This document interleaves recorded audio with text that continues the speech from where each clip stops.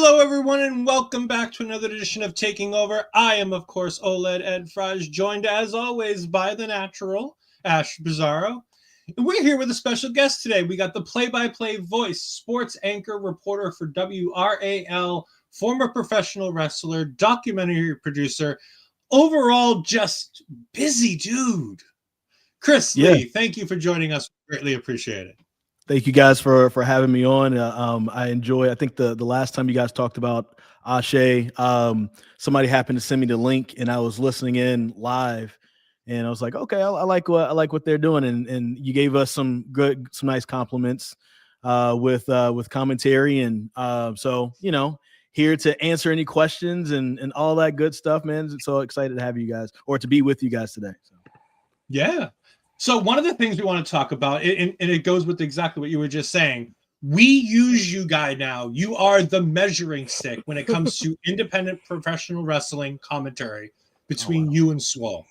Wow, what is the connection? Like what makes it so unique and special between you and Swole on commentary? I think some of it's just naturally, like, we've known each other for a long time. I used to be a pro wrestler between like 2012 and 2016 on the scene in North Carolina. So, I was always around guys like Trevor Lee, guys like Cedric Alexander. No Way Jose was in my training class, so we're cool together. So it was that Adam Page, like that was a nice little circle of people that was there. And so Cedric and Ariel Swole, they were dating then. And this is before they ended up getting married and of course had their beautiful daughter. And so there's a rapport there already. And so being able to see her start to train to become a pro wrestler, becomes a pro wrestler, blows up, gets signed early on, being a pro wrestler. And just the different things that they've gone through as a couple, I think there was already a rapport there. And then I think that's helped out. But then also just the fact that I think that I've been able to get a chance to see her personality. And as a broadcaster myself, I've been, in broadcasting for about 20 years now. You get a chance to learn how to get the personality out of the person that you're working with. And so I think it's just it's a beautiful combination of two people who love pro wrestling and, have a history together. Yeah, it's definitely a very unique and wonderful chemistry that we both, and initially we're like, commentary is great on this. And then we're getting messages and I'm like, I can't look at my Twitter right now, but I see it blowing up. I'm like, my Twitter never blows up. People blow up Astrid's Twitter. They don't blow up mine. So after we get off the show, we saw that you were messaging us during the show and we're like, wow. So we definitely wanted to reach out to you, try to get you on. Absolutely. Talk to us a little bit more about Darius Lockhart's incredible vision of ASÉ Wrestling and what it means for representation. Because we talk here with Astrid, especially about the Puerto Rico show with the Backlash show and how representation matters and how huge of an opportunity that was. Talk about ASÉ putting another group of people on the map, making sure that representation matters, making sure that everybody's represented in a way that they want, that puts them in their best light, to show people like me who don't get the opportunity to see stuff like this all the time, to be able to see a different side of the world. So where it comes from, a lot of Black wrestlers back, when I was wrestling, we talk about the similar things we'd go through around that time. And if you are a Black pro wrestler in North Carolina, you may have heard things that I heard, like, you're really good. We would book you on this show, but we already have somebody that fits your demographic. What that means is we have our one Black guy. He's Cedric Alexander. He's great. We don't need another Black guy, right? That's pretty much, what it means. And so, like, you get kind of booked into a hole. You either have to be the really strong former athlete or the really athletic guy, the dancing guy, or the foreign mute, whatever that does whatever emotes out there, to act like you're, I guess, from the jungle. And so we just those are conversations that were always happening. And then at some point it's like, well, what are we going to do about this? There was an earlier version of ASÉ that we were talking about, that if Darius ever decides to tell the name of it, I'll let him do that, because it was a name that he came up with. He was always gonna be the guy to lead this, but it more so was going to be born out of frustration. What stopped it was our first show. We were planning started 2019. First show was going to be June 2020. You can guess what stopped it. And so things happen. People get signed. People's lives change. People move to different places. There was a huge core group of people, including Cedric, including Swole, including Suge D, including Saieve Al Sabah. We were all talking and planning this out. And this 2020 happens, things happens in different people's lives. And at certain point, Darius was like, you know what? I got to bring this back. And this time I'm going to call it ASÉ. What do you think about it? And that was the conversation we had in 2022. He took some time to plan. And then we came out in 2023. And his whole thing was more so this time, let's just do it out of love and celebration of who we are. We don't have to necessarily stick it to anybody. But if you're Black, we want to make sure that there's a platform for you. No matter who you are, no matter what part of the diaspora you represent. You could be light skinned, you can be dark skinned, you can be from England, you could be from Africa, you can be, overweight, you could be skinny, you could be tall, you could be trans, you could be gay, you could be straight, you could be woman, you could be man. Is anything. We want to celebrate you for that. And show that unity within that and show how different it is. Like now that the elephant has been in the room, has been addressed, we're all Black. Now you get a chance to see us as individuals. We don't have to fit the certain archetypes that have been set up forth before us. And so that's pretty much where it came from. And, we debuted in December 2023, and it's kind of been a nice ride ever since then. Yeah, I mean, and like I said, I've heard of the promotion before. I've seen some of the names, obviously, but we were sitting here, we retooled the show. We were looking for things, and I want something different because we're constantly going to the New England area because I'm from here. There's a ton of pro wrestling here, and I'm like, I want to keep branching out, going to different places, trying to experience wrestling in a different landscape. And that's when ASÉ popped up on our radar. I was like, we could do this, and I'm like, let's do it. And it was such an eye-opening experience, especially the pre-show, where you had the music and the wrestling and all of it being this like free pre-show, not only for the fans online, but for the fans in the room. Mm-hmm. Because when we watched ASÉ 10, it was like, you can come on in for the pre-show. Remember, we're gonna boot you out when it comes time for the real show if you don't got no tickets. But I'm just like, that's such a vibe and an environment that I just love. Does ASÉ have a meaning? Does the name ASÉ have a particular meaning in anything? Yeah, let me look it up so I can make sure I'm saying it the right way. But it comes from, it's Nigerian. I want to say it's Yoruba. It's a Yoruba. So it means kind of like let it be. So like I've always heard ASÉ as a kid. It's like it could also be used at the end of a prayer. So if you're together with a bunch of people and you're praying, the end of it is ASÉ. And so it's let it be, it's creation. So it's this positive, thing. It's kind of like this all encompassing, type of word. It's hard to explain. It's more so like one of those things where if you use it, you kind of know what it means. It's like a word that has a few different meanings, but you get the meaning depending on the context of it. But it could be let it be, or, or creation, those types of things. So it's more so just the creation of, traditional classic pro wrestling, just through a different lens. One of the things that I'll let people tell their own stories, but, we have friends signed to different companies, and where, you can see, that different companies might present themselves in a certain type of way.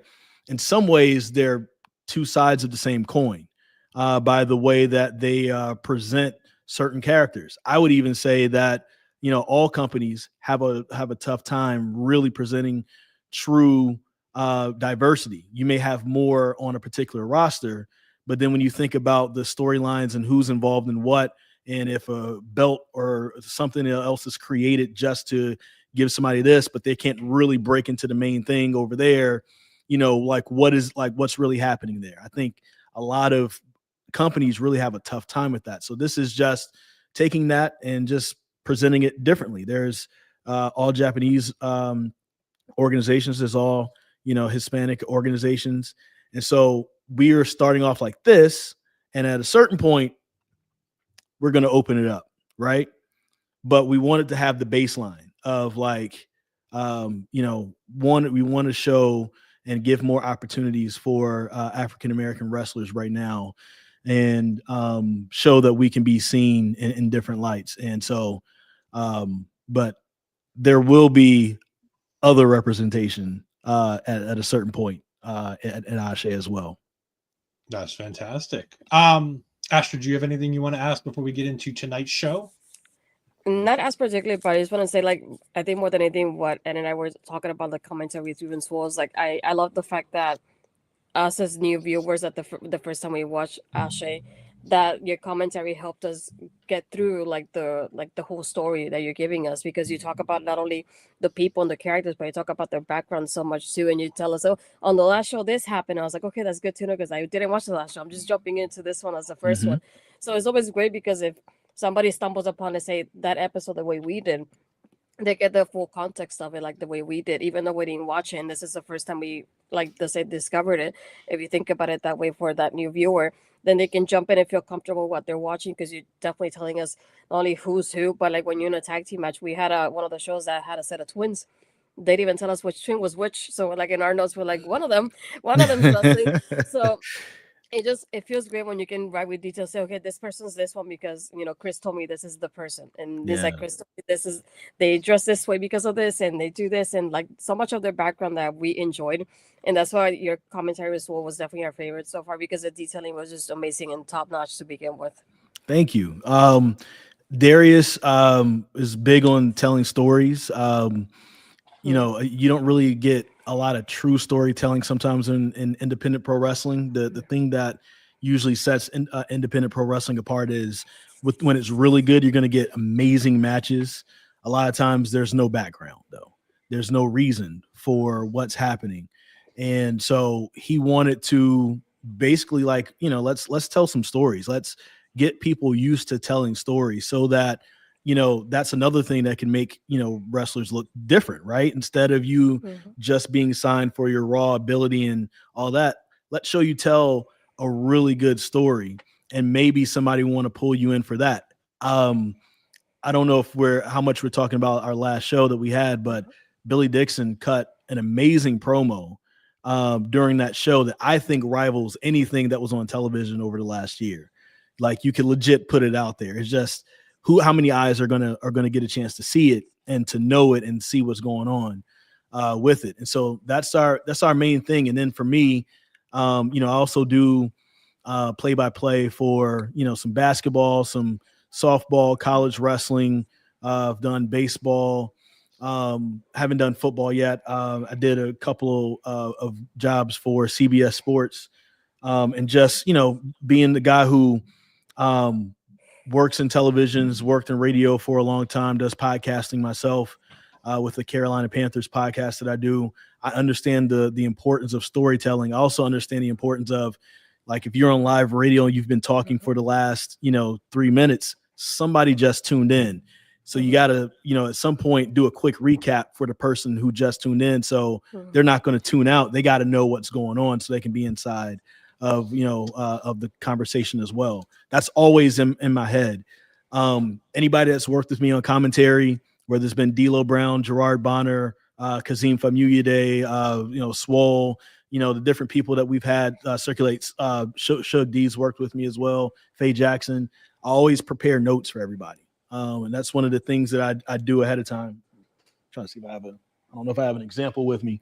But I prepare notes ahead of time for each match and for each person. I try to, if you're going to debut at ASÉ, I try to have a one-on-one conversation with you beforehand if we have time. Sometimes it doesn't work out.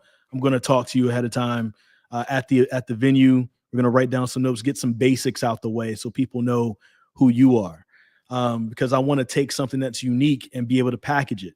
Joseline Navarro shared something with me last year before she debuted at ASÉ. This incredible story of her, the way she became a pro wrestler. It's like she was running track at Ole Miss and was just at a random party as a bystander, innocent bystander. She gets shot, has to go back home. Her track career is done. And she's like, I saw my life flash before my eyes. I got to do what I really want to do. I want to be a pro wrestler. What an incredible story. And she had never said anything to anybody about it before. So anytime she's at ASÉ, I've got to bring it up because even though that's the story of the real person, that could get you invested in the character and to understand what they're doing it for. I'm a firm believer that it's not just up to the wrestler to get themselves over. I think that's one of those misnomers that we've put out there in pro wrestling. Everybody's involved. Your opponent is involved. Commentary is involved. The booking has to be correct, right? Sometimes fans talk mess about the wrestler. Sometimes they're booked in bad situations, and and they're trying to overcome that the best that they can. And so I think all of that is what makes somebody get over. And so I take that on as one of my responsibilities to try to get people over so that people care enough to want to come back. Absolutely. And we'll go ahead and with that, we'll go into our first match. And that storytelling aspect is important here because you had Yahya taking on Bojack in our opening match. It was supposed to be a singles match. Yeah. But again, you talk about things happen and whatnot. Bishop Khan is unable to make this event. He has to go ahead and make a shot for AEW to tape for AEW Collision. So his opponent, Calvin Tankman, gets called out by Yahya here to bring him in and make it a triple threat match. This was fantastic. And I love there's a little piece that you threw into this match that made this match just a little bit better. And it was the fact that this school gymnasium isn't on the main floor of the school. That this school gymnasium is on a second floor. I know it's silly. But the locker rooms are downstairs. They have to come upstairs to wrestle. But when you're talking about guys the size of Bojack, Calvin Tankman, and then Yahya, who's probably the smallest of the three by the look of it, and still not a small individual. Legit 300 pounds himself. And these guys went out there. This wasn't just a big dude, just walk around stumble fight. Like, these dudes were jumping off the stairs. They were jumping on top of each other. One guy got power driven on the floor. Like, good God, these guys were going at it. Yeah. That's one of the things we've had to do this entire year. So many things have not gone as planned originally. So we've had to pivot. And that was one of those like cool pivots. Like, okay, I'm glad it worked out that way. Just to peel back the curtain just a little bit, we always do a virtual production meeting with some of the key production people before a show, like usually like 3 or so days beforehand, so people kind of know what they're walking into and what we're trying to accomplish. Literally, we're wrapping up, and Darius looks at his phone and is like, AEW just called Khan and he can't make it. So like we just finished talking about the entire show and what was going to happen. And that happened. So then it's like back to the drawing board. What's the thing that makes the most sense? And at our last show, Yahya cut a promo and Calvin Tankman came out and interrupted and essentially made it seem like he was nothing. It's like, hey, I want Khan. So they had some tension there. And that was a seed that we wanted to plant beforehand. And now we just had to, sprout it a little bit early and have these guys go against each other in this. And it couldn't have gone any better. Like that was the perfect match to start off that show. I legit had so much fun. That was probably there's other highlights, other moments, but that was like the highlight for me because one, like Yahya is somebody I've known for, he started wrestling pretty much as I was finishing up. So I've known him pretty much all this time. And he deserves to be known outside of, ASÉ and the promotions he does in New York. He's so good at what he does. And I hope he becomes like a bigger name. And I've recently met Calvin Tankman over the last year. He's a spectacular guy. Like, great, you get a chance to talk to him. Bojack, another North Carolina guy who's up and coming, and was doing great, had great momentum with DPW.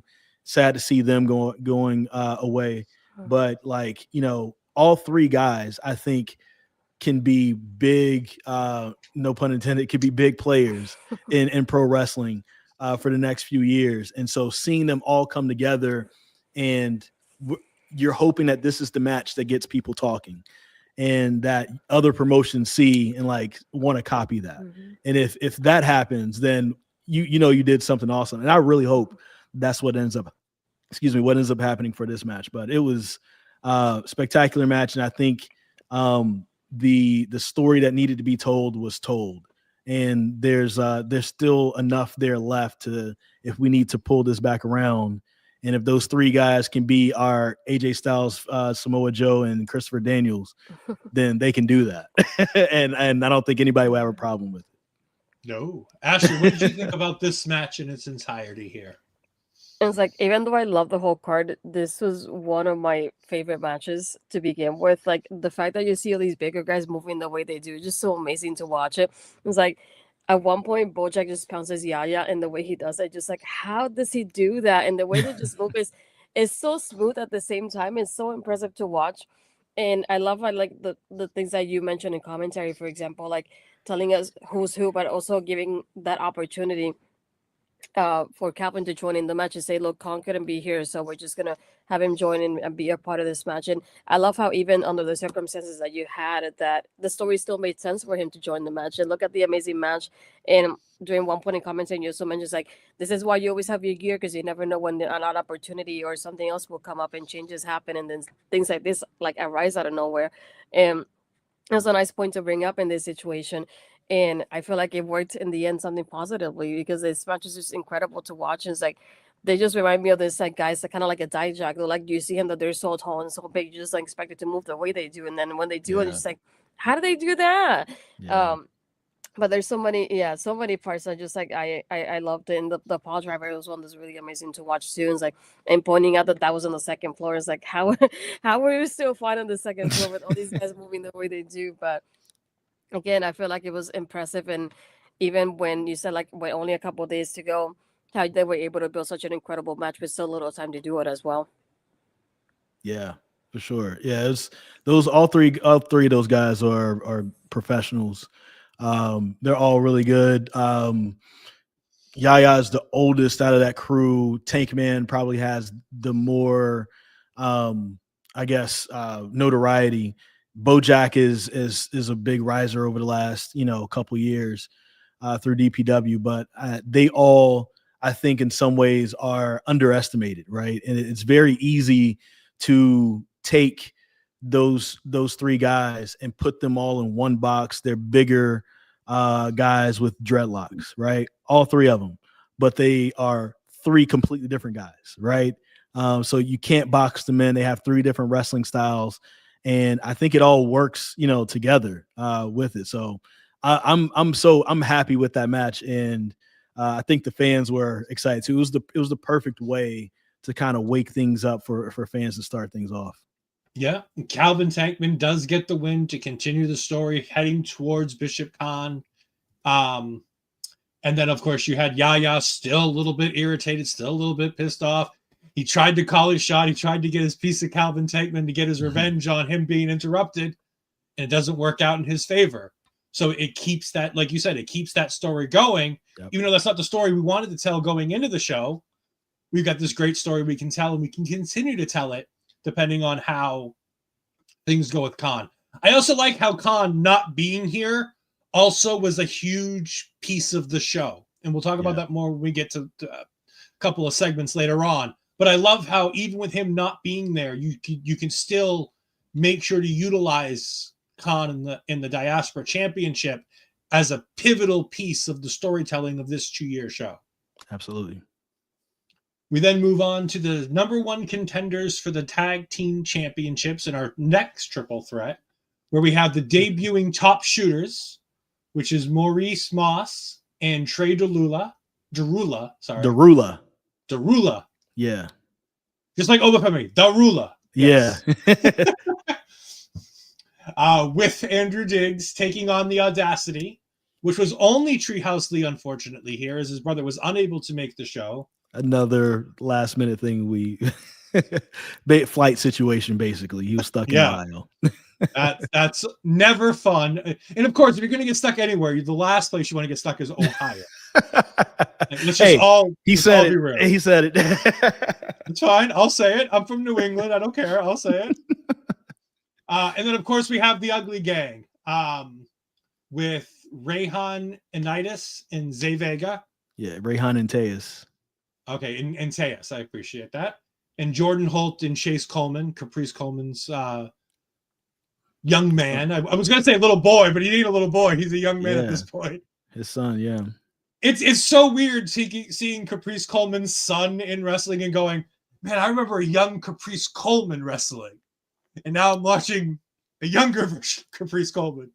It's been amazing to watch him grow up. Like, I remember when he was like 8, 7, like running around, wanting to play with people and asking, showing them people his toys and stuff. And now, like, he's the coolest person ever. He can rap, he can dance, he can wrestle. It's just crazy seeing that. And he's definitely got a bright future ahead of him.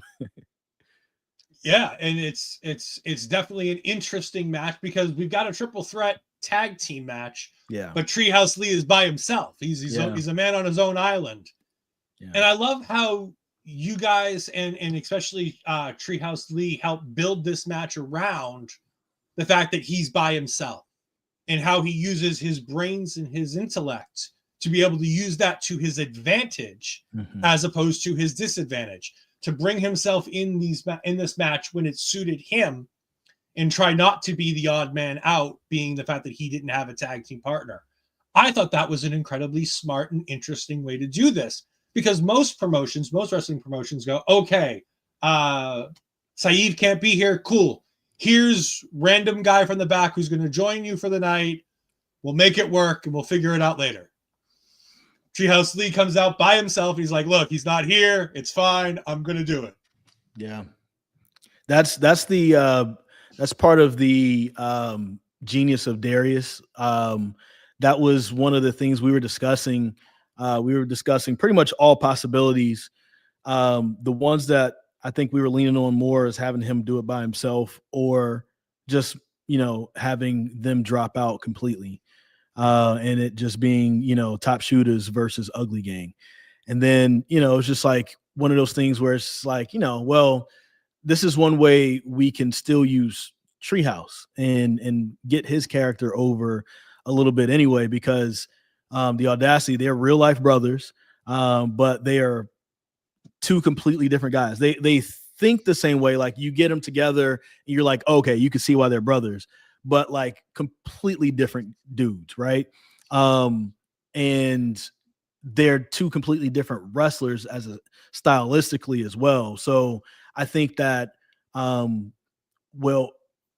you could have a situation where Treehouse is the one that everybody is kind of sympathetic towards, and while they hate Saieve. And so, like, why not have this potentially babyface moment for Treehouse and showing like, okay, I'll take on this challenge.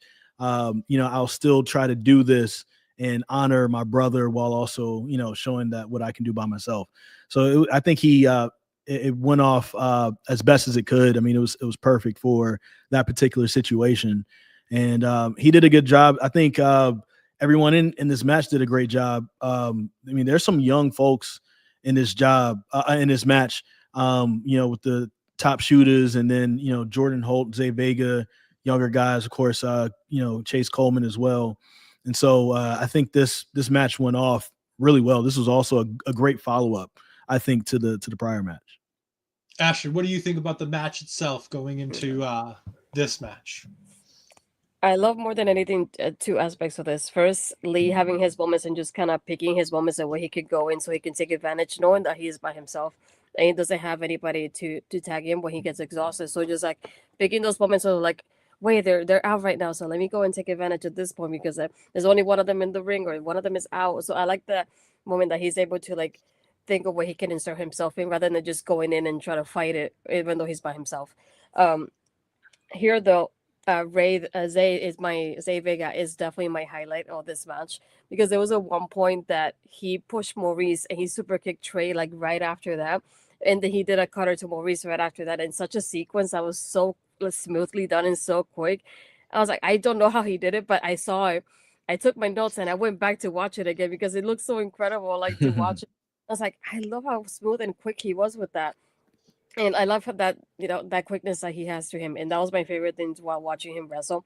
But I love each one of the teams. So everybody's individuals, but they all collectively work so well together. The chemistry they have was just really up the charts. But again, I was like, I think Zay was definitely my MVP, especially in that part of the match. It just blew me off. I had to watch it a few times. What I saw, I was like, he just did that so smoothly and so quick too, without missing a beat. And I love when you can communicate with people in that sort of way and be able to pull off something like that. It's not easy to do. Yeah, I think Zay Vega is somebody. He's really good, and I think there's a lot of people on this show. If they had some exposure outside of North Carolina, I think could go, pretty far. I think Top Shooters is they're going to be one of those teams. Another one of two group of guys that LeBron Kozone trained. Like he's just like training all these great wrestlers, and he's an amazing wrestler himself. They're really good together as well. So I'm glad those guys finally got an opportunity to get on the show with us, and they use that as a part of their storytelling as well. I was going to say, I love that part of the storytelling of this match is you had so many interesting stories interweaved into this. The Top Shooters being instantly healed by being like, look, y'all been here for 2 years, but you ain't never booked us. Like, how dare you not book us? We're great. Why are we taking 2 years to get here? And then I love that you still have the Audacity storyline with the Uglee Gang. And I'm loving the Uglee Gang more and more every time I see them. It's like there's just something about them that you instantly click to them. And it's so great. And then of course you have the storytelling with Chase Coleman getting involved and it not working out. And you have this rift now forming between the Uglee Gang where you have some of the guys being like, it's all right, Chase, we'll figure this out. We'll get it going. And one of them's not so sure about that. One of them seems like he's done with Chase already. So it's I was just gonna say, Reyhan is having some issues right now. Yeah, Reyhan is not a happy camper right now when it comes to Chase Coleman. So there's just a lot of interesting stories here. But again, the Top Shooters come in and they get what they want. They get the respect that they deserve. They get the respect that they think that they've earned. They get the #1 contenderships, and in the future, we're going to get Top Shooters versus the tag team champions. Yeah, TME, the main event out of Pittsburgh. That one should be in our February show. And just really quick, shout outs to Top Shooters because a part of their promo, like I love it when like real life kind of blends with work. Andrew Diggs, I've known him since 2019. He also works in the news industry. He was coming in as a producer at the station that I was leaving. He was coming in pretty much as I was leaving to go to WRL in Raleigh. And we kind of kept in contact with each other throughout. And then, of course, wrestling brought us closer together. But he's been helping us with production and stuff backstage pretty much most of this year and parts of last year. Maurice Moss sometimes is the cameraman for us. So he's one of those roaming cameras sometimes. And now they're finally on the show. So it's kind of cool to see those guys, literally work their way up to get on the show from working behind the scenes to being in front of the audience. Really cool. And again, this is something I heard at one of the Dreamwave shows. One of the talents talked about it. I think it was Amina Belmont that night, talking about when you're not on the show, show up to the shows if you're in the industry, because you never know if you're putting together the ring one week, you might be filling in for somebody who had had an unfortunate incident, like a Bishop Khan situation where he gets called to AEW, or Saieve not being able to get a plane out of Ohio. And all of a sudden, next opportunity, that might be you. And if you can impress the right people and do the right things, you could be the #1 contenders for the tag team championships. Absolutely. we are going to get to that Billy Dixon promo because mwah, I had never heard of Billy Dixon before this show. I didn't know him. I think I might have heard the name, but I never really knew much about it. I feel like after having listened to this promo, I'm like, all right, I need to watch everything Billy Dixon's ever done. Because he goes in incredibly hard about how he was on his retirement tour. He's pretty much done. He's doing the whole John Cena, the last time is now thing. And he doesn't have time to be able to take on Darius Carter again for that championship. He ain't got that kind of time anymore. His time is almost up. But he is going to make sure that he honors his grandfather, whose name he took to become his wrestling name. And he goes deep into his family story about his grandfather and having, the inability to read for most of his life and how hard he worked to get to that point, to continue the family. And it's one of those promos that it's like, oh, I wish I would have heard this promo 5 years ago when this guy was, still going every weekend or things like that, because Billy Dixon might have become one of the bigger baby faces in the promotion off the back of this promo. Yeah. It is sensational. And if you haven't seen it, go to the ASÉ Wrestling Twitter. It is on there. We got the Twitter right here below me. You can go on there, check out that promo. It's on there in its entirety. It is fantastic. Billy Dixon is, I met him through Darius, but during the time I wasn't really in wrestling, I hadn't had a chance to meet him, and always heard great things. And, the times I've been around him, what an amazing guy. One of those guys that's kind of that has been looked over in his career, because what is he and how do you present him, right? He's an overweight black guy who's gay. You know what I'm saying? What do you do with that? And we're able to kind of use him in a way to where it's like, you can be an individual. You can just kind of show what fires you up. You can be that big rah-rah baby face, and people can just sit back and accept who you are. It doesn't have to be this silly part of your character. It's just, it happens to be who you are. And we relate to you with your grandfather's story. It gives us chills, and man, we want to see you win, and we want to see you succeed. So I'm glad he got that off. Swole and I were like looking at each other the entire time, like, this man is doing it, right now. And I even just kind of did the whole rock thing, like, showed I had goosebumps while he was doing all that, because man, it was such a great promo. I knew he was going to have that promo time. I didn't know what was going to come out, and so we're getting floored, in real time watching this. And I think I'd like taken off my headphones and said to the production people in the back, because the curtain for the people who are running and everything is like literally right behind us. So I was like, this is the best promo in ASÉ history, and just went back and put my headphones on and just sat back and enjoyed it. What a guy. I wish he wasn't wasn't retiring in June.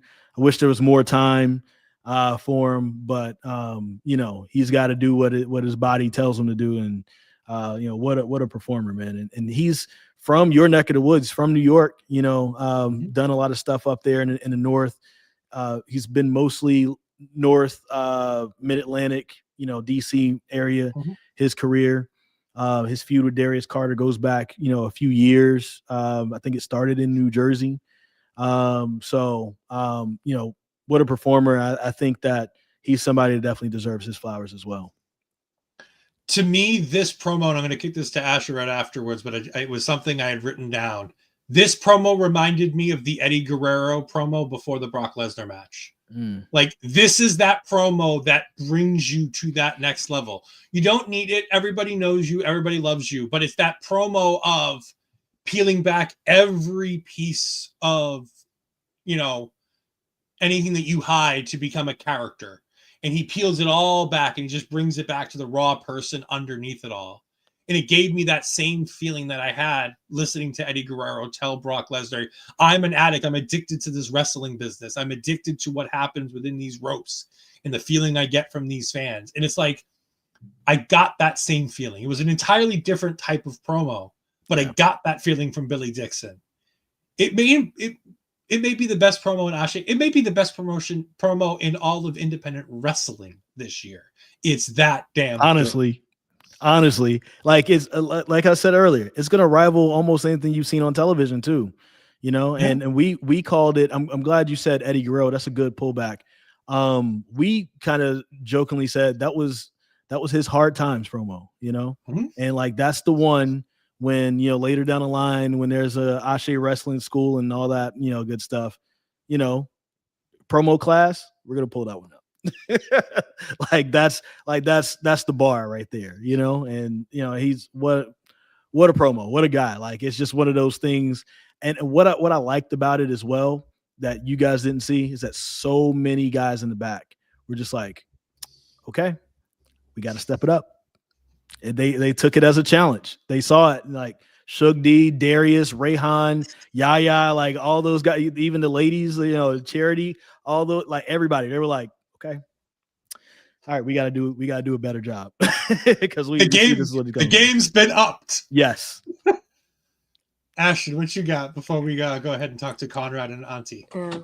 No, what I love about promos like this is that the authenticity of it, because it's so real and so raw that it helps you connect even more with that character when you later see them down the line. And this is what I like about having promos like this, the fact that we can make that connection. And I love when I can connect to those people because I enjoy their work even more than I will usually do. Because you think about those moments and those stories, like later on, I can imagine you mentioning that in commentary on his next match. It's like, oh, he said this in his promo last time he was in ASÉ. And it's like having little details like that is what I love to hear later during commentary, because it just connects me back. I was like, oh, I remember that you know what, that story that he said. I remember what this particular comment that he mentioned. And those little things are the ones that help you like remember and connect back to that person so well. And that's what I love the most about like the storytelling in wrestling. It's like when it becomes so real that you're like, I connect with this person in such a way, like I see myself in them too, because I went through something similar, for example. And that's what I love about that part of representation later in the end as well too, because you think it was like, maybe you find somebody that listens to that and said, I had a similar story to what he had, and they can connect to him even more than they usually would have, aside from his wrestling. And when you can add that to that character aspect, it just adds so much more. And I just love seeing that. Absolutely. Yeah. And we're going to move on to the Hold for Hold Challenge Part 2. The rematch. Suge D got his rematch that he requested to take on Darian Bengston again. Darian Bengston, for those that don't know, just won the Action Pro Wrestling World title over there. So congratulations to Darian there. Well deserved. I'm sure we'll be talking more about Action in the months to come, as they are now promotion number 3 to join up with West Coast Pro Wrestling, along with St. Louis Anarchy and New Texas Pro, I believe it is, that's joined up with them. So those 4 promotions are going to be definitely sharing some talent, and it's going to be a show to behold over there on all 4 of them. But we've got the no punches, no kicks, no elbows, just hold for hold challenge. And we got Miss Yolanda in the ring, which as soon as I saw Yolanda here, I go, oh, I'm tuned in, because she's going to be touching up on somebody. Miss Yolanda. Oh, we love Miss Yolanda here. How can you not love Miss Yolanda? I know. She's the greatest. She's the greatest. So we have Suge D taking on Darian Bengston. Midway through this match, Darian gets out of a Suge D hold and starts commenting about Suge D's ashy elbows. But we don't got to worry about it, because Miss Yolanda's got some moisturizer. It might be cocoa butter. I don't know. I don't want to assume. But we know she's got something, and she's rubbing down more than just Suge D's elbow. But you got to make sure the whole arm is moisturized. Yeah, I mean, Darian was only complaining about the elbow, but let's make sure Miss Yolanda gets all of it. Just like when she was checking for weapons on Bishop Khan at ASÉ 10, she made sure that she thoroughly moisturized Mr. She got the extra screening. Yeah, she checked every ab. You got it, Bishop. Bishop Khan's got plenty of abs. You need to make sure you check each and every one of them. I will also say Suge D did not look like he wasn't enjoying himself as he was getting moisturized mid-match. Bengston is on the floor, rolling on the floor laughing. Like legit ROFL, just rolling on the floor laughing, having an absolute ball with this. But I love this. These two are two of the best talents that I've been exposed to since we switched from covering NXT to covering this. I just got a real lot of insight with Suge from an interview he did with Tiffany on Under the Ropes, Queen of the Indies, did an incredible interview with him where he talked about his issues with Darian Bengston, where he talked about his issue with Pretty Boy Smooth, who's somebody I hope that you guys can get down there too, because I want to see more of him. He's been on one show and he will be back. He will be back. But this was such a deviation from everything that we've seen so far. And it's great because pro wrestling needs variety. And to have this hold for hold style match just makes for such an interesting card and an interesting match. I didn't take a lot of notes. I just sat back and enjoyed everything that's going on because Suge D is bigger than Darian. But Darian can do everything and anything, and he's not the one-trick pony that I think people would think about when they see him. He just wrestled up here in New England, TNA Bound for Glory weekend. He was part of the on-the-floor tournament where, it was a more grapple-based style. But every time we watch him in action, it's high-flying, it's everything goes. It's just so nice to see the differences from everybody. Yeah, those are two guys that I love to see, and yeah, that's one of those things like we want to also put on display. Again, going back to those tropes that we talked about before, some of those boxes people are put into. When you think about great technicians of pro wrestling, a lot of times black wrestlers aren't brought up. Norman Smiley isn't brought up. What's her name? I can't remember I'm losing it right now, but the black wrestler, the female black wrestler from the 1950s. She was amazing with it. And so it's one of those things we wanted to put that on display. So we, have Darian Bengston's hold for hold challenges. That was part 2 of it. And those guys are two guys that are great at doing it. Darius Lockhart also great at doing a lot of the mat-based pro wrestling style. And I think that it's been interesting that each time it's been something outside of his actual, I guess, skill set that has cost Suge D a match. We had a lower ceiling when we were at Slingshot, hits his head on a speaker, and Khan is able to get a win. Goes against Darian Bengston. His shoe was untied. He normally wore boots. He decided to do the lotion. The lotion did happen. He decided to wear wrestling shoes that messed with him. This time he was ashy and he couldn't get his head wrapped around the fact that he wasn't moisturized the right way. And he ends up losing again. And I was telling Darius, like, when he asked me after the show, we always try to do a little debrief. And I was just like, he's like, what stood out about the show? And it's like immediately the lotion spot, because everybody's going to forget the moves and what was said and all that. They're going to remember that they saw a guy, stop in the middle of the match, say he's ashy, the referee take out some lotion, rub some lotion on him, and the crowd chanting, he is ashy. Like that's just unique, right? That's a unique experience that doesn't happen often. And moments like that, I think, is what fans like, and it's what builds memories. And out of anything that comes out of that match, they may even forget that Suge lost that match. They're gonna remember that he was ashy, and that could be something that he could use for character building in the future. Astrid, your thoughts? Yeah, I love that part too. Is like as Missy, I love that. Just like I feel like she steals the show, but in a good way. That's definitely a Yeah. compliment to her too. I definitely love having her around, and she's so fun. But yeah, the moment of her coming out with the lotion, I was not expecting, and I just had to laugh quietly because I was working while I was watching this. But it's something like you said, something memorable that really stands out during this whole match. I did like also the knuckle lock that's from Suji that he did at one point, and that was really nice. And the surfboard kind of submission that Darian did at one point as well. But again, it's like those like things like those are the moments that really stand out to you when you think about later. It's like, and the chants from the crowd, when you get the crowd's attention and they're able to create their own chant from what's going on, that's when you like you have their attention, and that's a good thing to have. You have a reaction from them, which is always like, as a wrestler, you're always looking for those reactions, whether they're cheering or booing or even chanting at you. That's what you're looking for.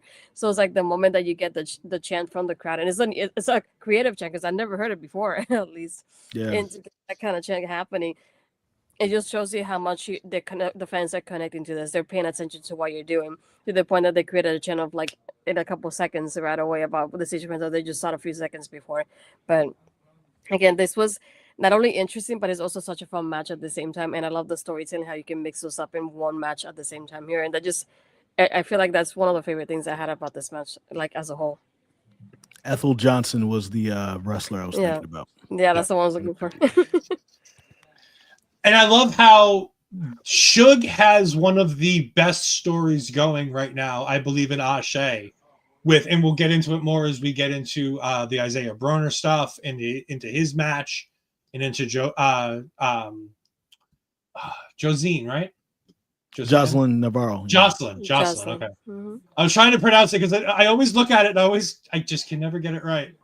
But the Suge D, the storyline throughout this, and again, it all works. One, because he's losing. Two, because Khan's not here. Mm-hmm. None of what is going to continue with Suge D works if Khan actually shows up for work. But because Khan's not here, and again, he did show up for work. Like I'm taking Suge's point of view as, you know, yeah. Khan's not here, Khan's not doing business, Khan's over, you know, being in AEW. And I love how that plays into everything that Suge does going forward to try to get back his baby. Yep. You know, it's so great. Yeah, it's a good story arc, especially for somebody who had that title for 650 days. And, you know, he's been on the indies for a long time, you know, doing his thing. So it's a good way to kind of show a different part of his character, and he can do some different things. And, you know, he's not getting dominated in these matches. It's just little small things that ends up happening. He's just hitting a streak of bad luck. So how does that mess with somebody? How does that change somebody? We'll see in the coming shows.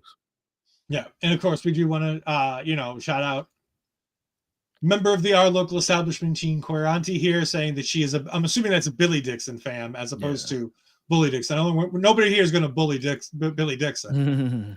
And of course, we were showing up all of Conrad's comments. Conrad covers AEW on a weekly basis. Nice. You want to go ahead and get the post shows for all that, make sure you go ahead and check out EPW show.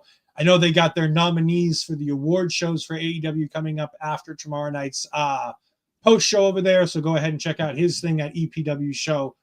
He also does his weekly show with Hubbard Wrestling over every Monday night. We're going to move on to our first ladies action of the night as we have Savannah Evans taking on Alexis Littlefoot. Asher, obviously I'm going to go straight to you on this one. What did you think about this match? I think it's fun that this is the type of match that Alexis comes in as very confident in herself, talking to Savannah, but only from a distance though. She doesn't want to be too near her. She runs away pretty quickly any chance she gets. But I think it's just funny the way she's very confident, but just from far away is like, you owe me somebody. We're gonna deal with this eventually, but from over there, you stay over there in your corner. But it's just fun to not only see them like, and it was mentioned during commentaries, which I thought was pretty funny. That was like, oh, this is like a strategy for her. Let's just tire her out to begin with by having her run around the ring before they actually go inside and then make the match official, because the bell hadn't rung yet by the time this happened. I did like the promo from Alexis. I feel like she was very confident as she was talking, and that's one of the things you love to see when somebody's doing a promo. But I think it's just funny the way that she thought she had the advantage by kind of tiring out Savannah, but that still didn't work out for her in the end, because Alexis barely got anything in there, poor thing. But I love the fact that even within this match, they're like almost like even in like how tall they are, they height, because Alexis is not that much shorter from Savannah, but still the way that Savannah shows off her power, I think this is very important in this match, and I love seeing her show off the way she is. I enjoyed her in TNA, and I wish I would have done a little bit more with her. I was disappointed when they just like kind of like quietly just stopped showing her, and then all of a sudden she was gone. But I feel like they could have done more with her, because I think you could do kind of like what they're doing with Raquel Rodriguez now on screen, kind of like have her grow and learn how to basically work as a tall and like big person and take that to her advantage, and they didn't use her that way. And I feel like they could have done better with her in that aspect of it. And I like seeing like this show up here, because you can see how much of her power she is. Even though Alexis is not that much shorter than she is, and she's able to overtake her, and Alexis can barely get anything in. It's like, and I think Alexis really learned her lesson not to really mess up with Savannah in the end. Yeah, the selling. Oh, sorry. Go ahead. Go ahead. I was going to say the selling from Alexis is what I really enjoyed here. Because with younger wrestlers, with wrestlers who seemingly have less time in the ring, and I believe that that's what Alexis probably is. She's probably a little bit newer, a little bit younger to the business. Yeah, I think she's like 5 years in, something like that. Yeah. I love seeing great selling from her, and the dangerousness of, like, it's going to sound silly here. The most dangerous spot in this entire match is literally Savannah chasing Alexis around the ring. Because those pads on the outside are not tied down in any way, shape, or form. No. All they do is move. And to see both of them running on those pads, my God, all I was just like, please nobody fall. Please nobody fall. Please nobody fall. Because that's the most dangerous thing we saw in this match. And Savannah did a pop-up powerbomb. Yeah. Yeah. And but this was great.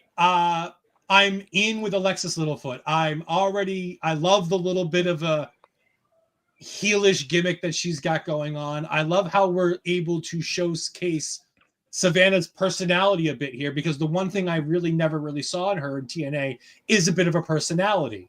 Mm-hmm. She was Tasha Steele's big, tall friend, and that was about the extent of it.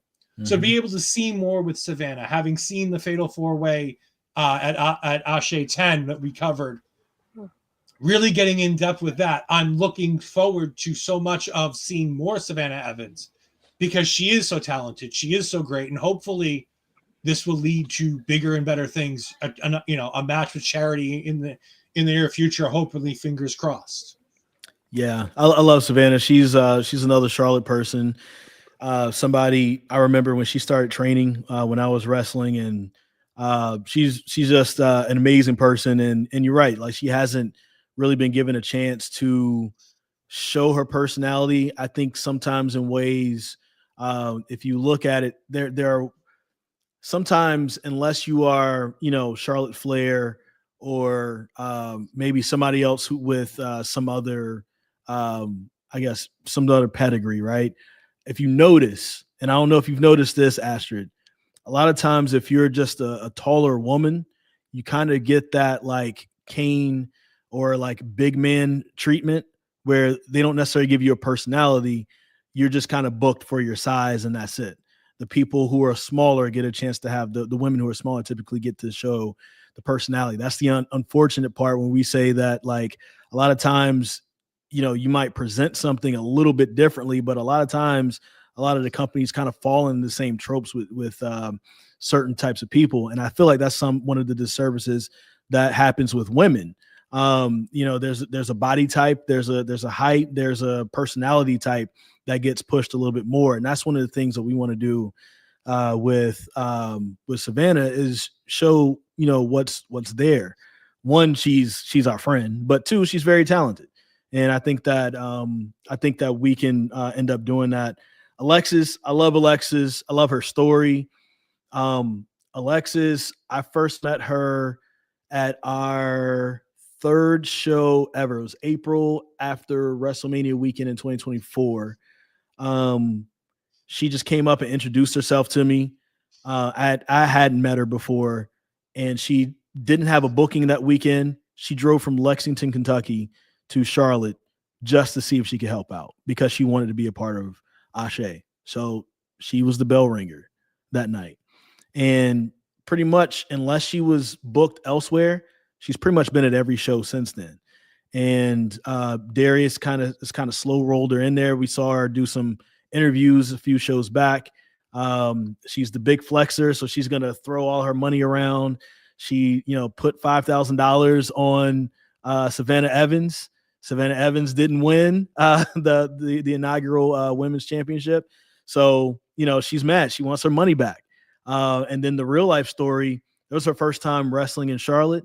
Even though she's from Lexington, Kentucky, her dad's family, her dad is from the Charlotte area, Salisbury, close to Charlotte. And for her, it meant something because her dad was her world. He was her everything. And it wasn't until he died a few years ago, she was like, we always loved wrestling. I'm going to be a wrestler for him. And that was her first time being able to wrestle close to her dad's original home with family members from that area, being able to see her in person. So like the personal side is cool, but then also just the professional, who she is. She's starting to really make a name for herself. She's a part of Fourth Rope Wrestling.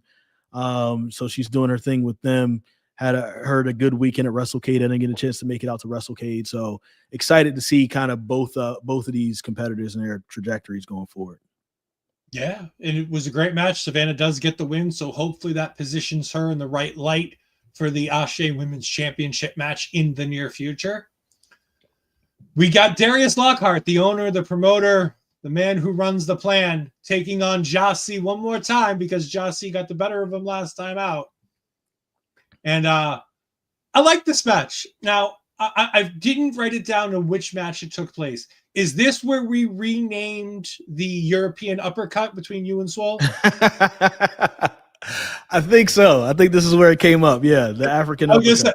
The African uppercut, because we're not European, so maybe we should do this the African uppercut. Also, I have a pitch then. If we're rechanging where the uppercut comes from in ASÉ, can we also make baby faces, like pure baby faces in ASÉ, dark meat baby faces instead of white meat baby faces? Just as an idea? Out there? We'll have to workshop that. We'll have to workshop that a little bit.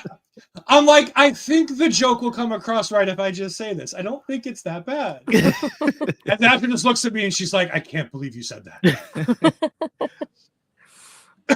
But no, Chris, talk to us about Darius Lockhart and how giving he is in the ring, because a lot of times the guys who run the promotion, who make the decisions, a lot of times they're the guys who are at the top of the promotion. But that's not Darius Lockhart's, seemingly it's not what Darius Lockhart's all about. Like, he was in the tournament to crown the first champion, but he didn't win. He's here working with Jah-C in the middle of the card, which again, as anybody who's watched enough professional wrestling to know, top and bottom of the card are those are the big matches you want to be in, and then everything else is kind of this is where you got to show off kind of territory. So seeing the guy who runs the place being in the middle of the card is a bit different. Yeah, he's got a little bit of Cody Rhodes AEW to him when it comes to the way that he tries to book himself. And he's I think that, like, if he did book himself to be the top guy through the moon, I don't think anybody would blame him, because he deserves it. And I think he's one of those guys that probably should have gotten that from other companies a long time ago. But I like this feud. This is like a cool feud, I think, to get people to see Jah-C, get him in front of people. He's somebody I think is also underutilized in pro wrestling as a whole. And of course, Jah-C beat Darius at his own promotion, a couple months back. So it was cool seeing that. It was cool seeing Darius. He always seems to turn up a little bit at Piedmont. That's the middle school he went to, and used those steps and went flying in the air. I didn't expect that to happen during the match. So it was cool just seeing him just kind of, do that, rise to the occasion, but then also just setting the example for folks in the back. Like, I don't think we have any divas or prima donnas or anything like that in the back, but if the boss is able to go out there and do the job for somebody to make somebody look good for the betterment of the show, like, how can I argue about something, if this is for the betterment of the show, just for the betterment of the show. And he's just showing, sometimes you just gotta play your role, and he's playing the role really well. And I think that we're also going to see him rise to some prominence here at a certain point coming up in ASÉ. Ashford, what did you think about Darius Lockhart defeating and getting his win back over frontman Jah-C tonight? I like how he's able to, even though he's winning, he's able to show off Jah-C, like able to highlight him. And I like when like the veterans are able to do something like this during this match, because at the beginning especially made me laugh a little bit here. I mean, not at Darius' expense, unfortunately, but when Jah-C just takes the referee and starts distracting him, but he's actually kneeing Darius and choking him, and the referee's not even noticing at first.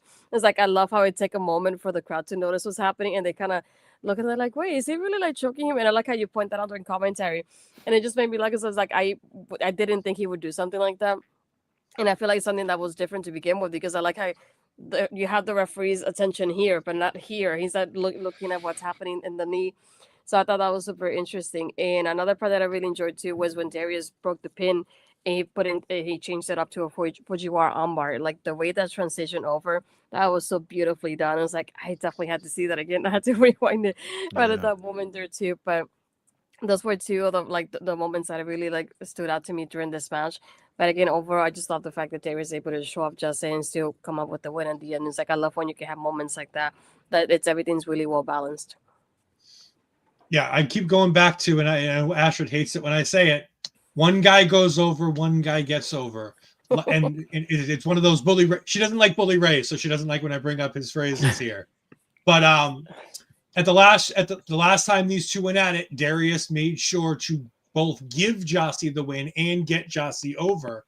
In this one, he gets his win back, but I still feel like Jah-C comes out of this looking better than when he went in. Mm-hmm. And I'm still thinking that Jah-C for me is one of the ones to watch. Yes. Because I still think he's really talented. And I think he was on our list of ones to watch on the last time we talked about ASÉ, is how impressed we were with Jah-C taking on Darius. And I'm looking forward to seeing Jah-C with somebody else. Not that I don't want to watch him wrestle Darius again, because I will, but I want to watch something else. I want to watch him with somebody else, see something more from him. But I'm very excited for what's to come with Jah-C. Absolutely. Same here. Great competitor, great guy. Great future ahead of him. I think he's somebody that for sure to watch, not only in pro wrestling, but in ASÉ. So, both guys, I think, are going to have some pretty cool stories to tell coming up soon. We then move on to what I believe would have been the spot for the Pan-African World Diaspora Championship match between Bishop Khan and Calvin Tankman. But without Bishop Khan here, Moses comes out with his friends. I don't know if the masked men have a name, if the group has a, like, if the masks have a symbology of a name, like of a group that I just aren't picking up, because again, the culture. They don't have a name yet. I'm sure that we'll get some answers coming from Khan at a certain point. But the design of the masks and all that come from I think Khan's father is from Cameroon, so a lot of it is Cameroonian culture. So we try to use that and weave that into a lot of the way he's presented. Yeah, and he's cutting a promo, but out comes the problem.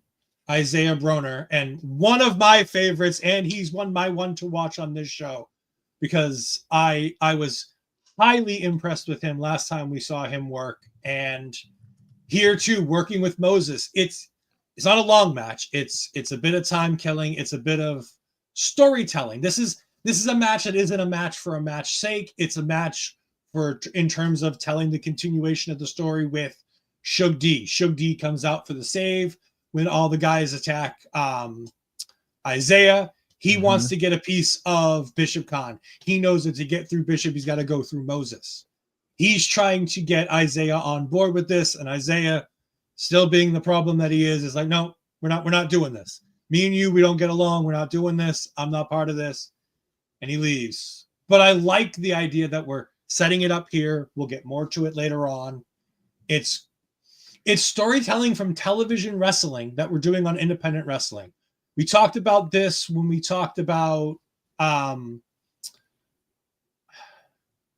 forget what promotion was that we just talked about, where we talked about how television wrestling is so critical in their storytelling. I know we do it when we talk about chaotic wrestling over on Ring Respect Radio. it could have been Wrestling Open with the vignettes of every match and having the continuations of stories and things like that. I love when promoters treat independent wrestling promotions as if it's a television show.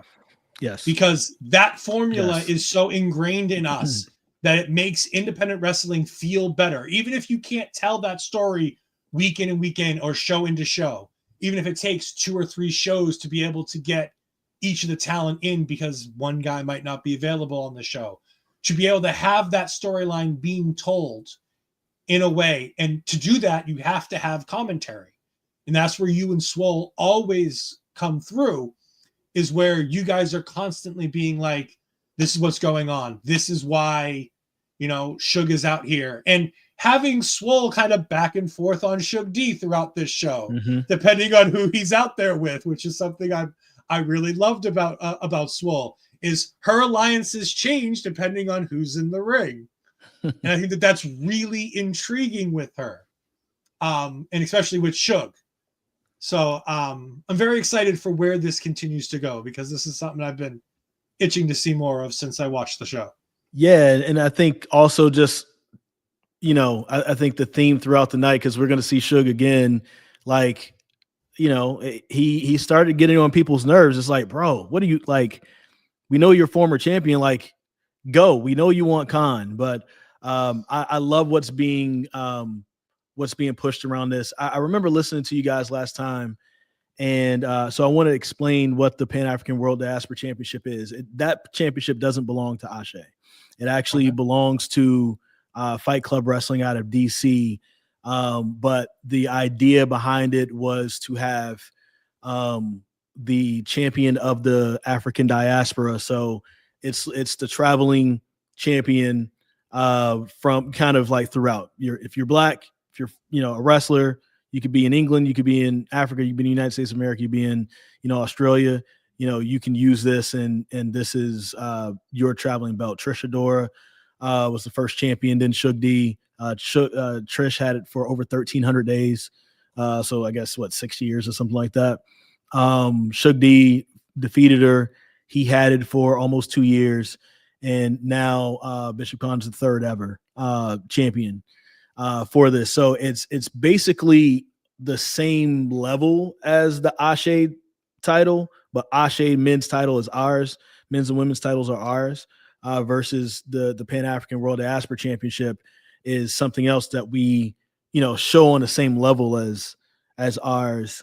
And it's also intergender, as you saw, like Trish Adora is a former champion. So, so I think it's a cool thing to do. I think ASÉ has probably done the best job at presenting that championship, which is no slight to anybody out there with it. But I think we've had more like story time and, things with it and stuff like that. For a lot of folks, like Isaiah Broner, his involvement coming here, and also Joseline, they've gone against Trish and Suge D at other promotions, whether it's in Ohio or Michigan or whatever, with that title on the line. So those are natural stories you can start to, to bring back. And let's expand these outside of a match. What can we use to tell those stories with it? And so we're glad that we're getting a chance to do that. And that's also what's bringing Calvin Tankman into ASÉ as well. So I think that's a cool storytelling piece, because it's not just our title.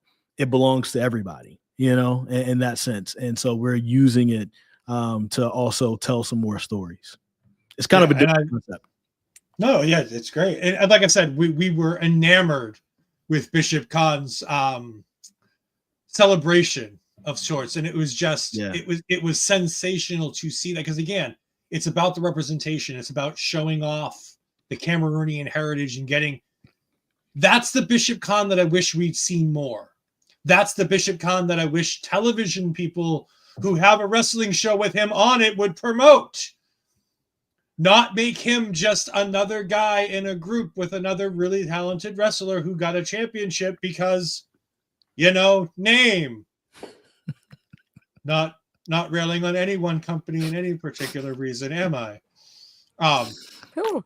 I wonder who. I love Ricochet. I think Ricochet is great. He is great. I just think he is the third most interesting person in that group. and he's always the third most interesting person in any group that I ever see him in. He is one of the most talented wrestlers in the world. I will die on that hill. Might see him at ASÉ in the future. I'd love it. I will never say a bad word about his in-ring wrestling talent. You can't. You just can't. He is that damn good. But Khan is such a multifaceted figure. And when you have the presentation that you have for the Acclaimed, and you've spent as much time as you have on the Acclaimed, and you should, because Max Caster's Max Caster, but you know, those guys are talented and they deserve to have that story told. And I just wish Gates of Agony would get more. Yeah. Because I think, having seen the little bit I've seen of Khan here, I think if you brought half of what ASÉ gives Khan would be in any championship picture on any portion of that show, and nobody would bat an eye. But he's not given that. It doesn't seem like, to me, he's given that opportunity to really let the Bishop Khan fly and do the things that he wants to do. How do you effectively book the big, strong guys outside of them being big and strong and from another place, right? Like it's in general, that's a problem in pro wrestling in general, right? Mm-hmm. And this is, again, I think ASÉ can show you what's possible, not even just for Black people, just for different people, different body types and all that. Like, sometimes the big, strong guy gets the short end of the stick. Like, Wardlow should be looked at a lot higher than what he is right now, right? Some balls were dropped along the way with those situations. And so, you know, Khan is the big, strong guy. Toa Leona, he's amazing as well. He's the big, strong guy. How do you bring more out of that? And sometimes just using what's real is what's best. Khan's dad is really from Cameroon. I'm trying to think of, I have it written down in my notes, but there's a Wasua. His father was used to be proficient in what's called Wasua, which was a wrestling style in Cameroon, and he wants to use that and you know, continue the legacy through professional wrestling. Now he was always going to have his kingdom. Now he's got the title to show this, and he's starting to build his kingdom. He's got his brother Moses with him. He's got maybe TME. I don't know. We kind of, you know, we'll see what happens. He sent a letter to them, and you know, they did some work for him, and so we still got to get that question answered.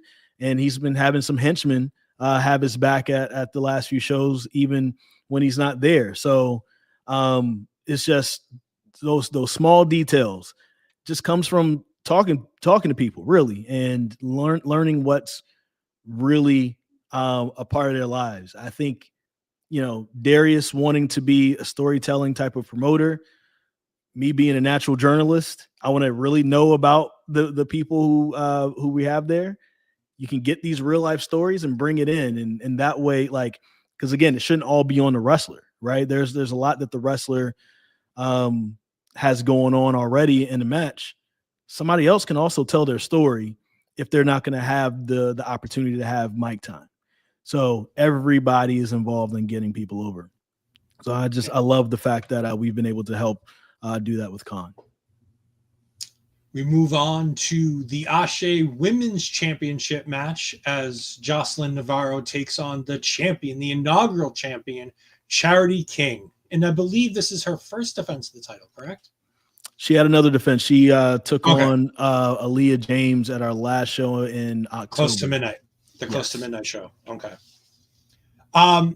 Every time I look at Charity King, and especially in this, when she fired up and she started doing her comeback in this match, I stopped for a split second. I stopped seeing Charity King and just saw Jazz. I just saw Jazz. Like, you gotta clip that and send that to her. the whole way she did it felt like that Jazz character in that late WWE when I was getting to see Jazz, and it was just so good, and it's so reminiscent.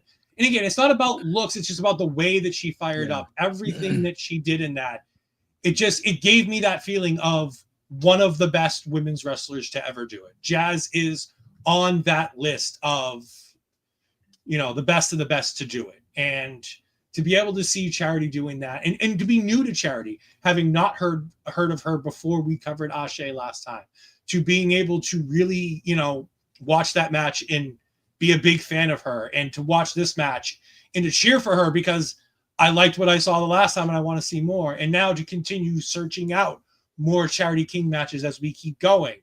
I loved everything about this. But again, this is where you shined, especially you, Chris, shined here with talking about Joseline Navarro. And I'm going to let Astrid talk more about this because I know she's got a ton of this in her notes. But go ahead, Astrid. You're not stealing my notes? Wow, thank you. Not this week. Not this time. No, but yeah, that's really another part that really stood out to me in the show too, because like you said earlier, like that part about Joseline's story, that's something I didn't know about. And I hadn't heard about it in any way, shape, or form.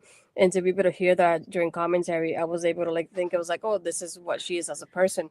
But you also mentioned on the other side of it about Charity being a power lifter too, and then Joseline's accomplishments in track too. So I like being able to show off the both athletic sides of both of them, aside from just the wrestling part of it. And it just made them see them in a different light. It's like just thinking, it was like I can imagine just like Joseline, like the runner as she is, and I can imagine like Charity as a power lifter and how that translates to wrestling after what you mentioned. So that was very interesting to watch as a whole here. But yeah, I really enjoy both of them. I have been more familiar with Charity because of NWA and her run there as in the women's tag team champions. So that's why I love the fact that this is mentioned when she's introduced as well. Something that it's like, we're not going to forget it because it's from a different company. It's not from a different universe. It happens, so we're going to talk about it. So I'm glad to see that being introduced here. But overall, I really enjoyed the match, and you adding that layer of their story there. I feel like it was one of those that I was more watching and listening, paying attention to not only the match, but listening to your commentary here that added another layer to it for me, that I'd even take a lot of notes during the match because I was enjoying it that much. Wow. Thank you so much for that. I appreciate that. Yeah, this was just an easy story to tell, from a commentary standpoint. Charity is so easy to root for herself. I think I kind of got some brain fart during this match. So I remember I didn't get out things the way I wanted to get them out, but I'm glad it still came across well, because I felt like I was just jumbling all over the place during that match. But she was on our first show ever. She went against Kiera Hogan. Initially, it was supposed to be somebody else in that spot, and then they had I guess ended up being double booked. They couldn't take it, and so we asked Kiera, who would you like to see, and she mentioned Charity. Charity was pretty much just coming back from a knee injury. She started wrestling 6 months into it, tears her ACL, she's out, right? So not a lot of experience as a singles competitor. Her first match back is a hardcore match versus Danny B. They had so much chemistry in the match, and they were already somewhat, affiliated before the injury, but Danny B is already the star.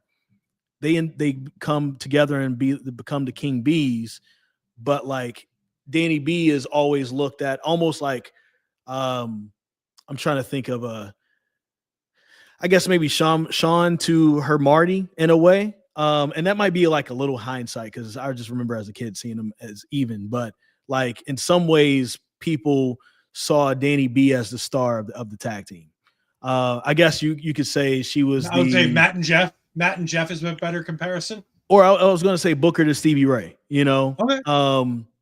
Since they're from Texas. But they Danny retires, so she's done with wrestling.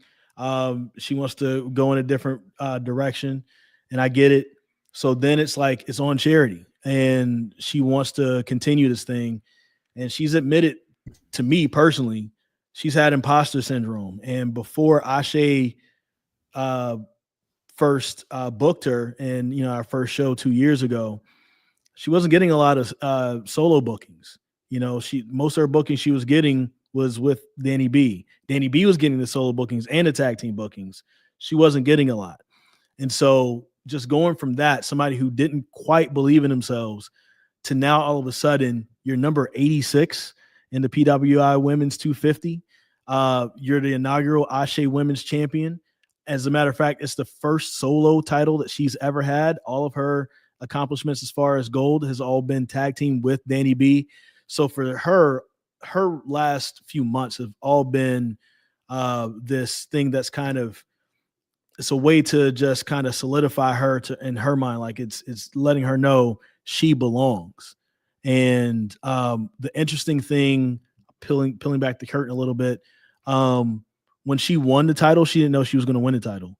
It was called completely different in the back, but everybody was in on it besides Charity. She didn't know she was winning. So the reaction that you guys saw was a genuine reaction from her winning. When she's looking up and you said she reminded you of Jazz, that's her hero. And then Jazz is there smiling with the belt in her hand. It was a genuine reaction. The tears in the back afterwards was real. The promo that she cut was the realest promo. That was the genuine reaction for that particular moment. And for her to have her first solo title ever, and her hero is handing it to her. It was beautiful. And so I'm not a very emotional guy. There's 2 times I felt like my voice quiver a little bit. Billy Dixon this last show, and then also Charity King winning the title. I'm trying not to sound like it now thinking about it, but it's very beautiful, and it's very good to see somebody like that have that trajectory. And had Kiera Hogan, not said, hey, there's this girl out of Texas, what would have ended up happening? And she's made the right friends along the way. She will fly up to North Carolina on her own time to train with LeBron Kozone, because she wants to get better with the mat wrestling and the transitions. And I think you're starting to see that. And I think that's a big reason why she's a huge rising star in pro wrestling in general right now. I mean, like you said, number 86, it's hard to get into that top 100 in any of those lists. Yeah. And we'll talk more about the list when we get to, in a few minutes, we'll talk more about lists, because one man has a whole list of accomplishments with lists. We'll talk about him in just a bit. I love this match. I thought this was great. Charity gets the win.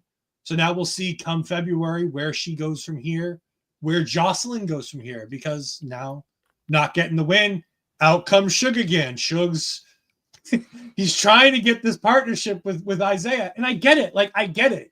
He knows that he can't do this alone. He can't take out Khan alone. He knows that Khan's going to have too many people, too many obstacles. He can't do it by himself. So he needs to find somebody with the same objective, the same goal. And that's the Pan-African World Diaspora Championship off of Khan. And sometimes the enemy of my enemy is my friend. Mm-hmm. And in this case, Isaiah Broner, the problem is Suge D's friend, whether Isaiah can see it or not. But I love how this, after we just had Joseline have the moment in the match, to have that opportunity to shine, Isaiah don't say nothing in this promo, because she takes the mic from him and she cuts the promo. And I thought this was sensational. Her talking about that if Suge wants this, if he wants them, that's fine. He can have a tag team match against them, and he can find whatever hoes and tricks that he can find. And Suge seemed a little taken aback by that. He seems to think his women are a bit of a higher class than that. I'm not one to judge. You know Suge better than I. I don't know what class of women Suge hangs around with. You tell me. Classy, not ashy. Okay. Well, he's already ashy, so he brings the ashy to the classy, so it's fine. Sure. But it'll be interesting in February to see where this goes and who his partner is going to be. Is he going to be able? I'm hoping, World Diaspora Championship, needing a partner. I'm hoping maybe we can get Trish Adora. I mean, that'd be some fun. She's over there in AEW. She might have some issues with Khan over there. So maybe there's a little bit of wiggle room. She main evented the first ever ASÉ show. So, hey, we'd love to have Trish back. You never know who could join him.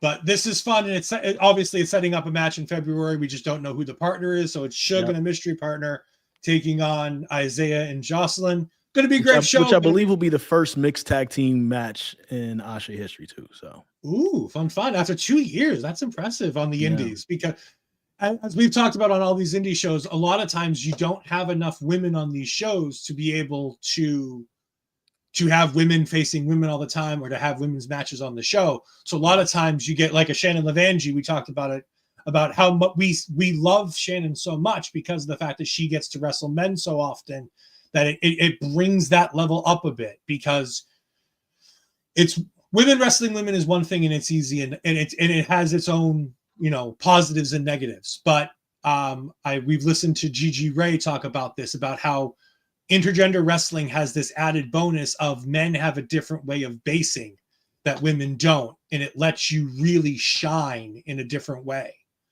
And to hear that this is the first kind of intergender tag match that you guys are going to have, mixed tag, over in ASÉ history after 2 years of the promotion, that's a big deal. 12 shows and you haven't had that yet.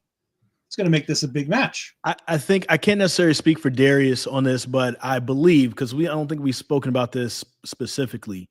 I think we wanted to make sure that the women get a chance to shine, and that it's not brought about in a way that you need a man to do that.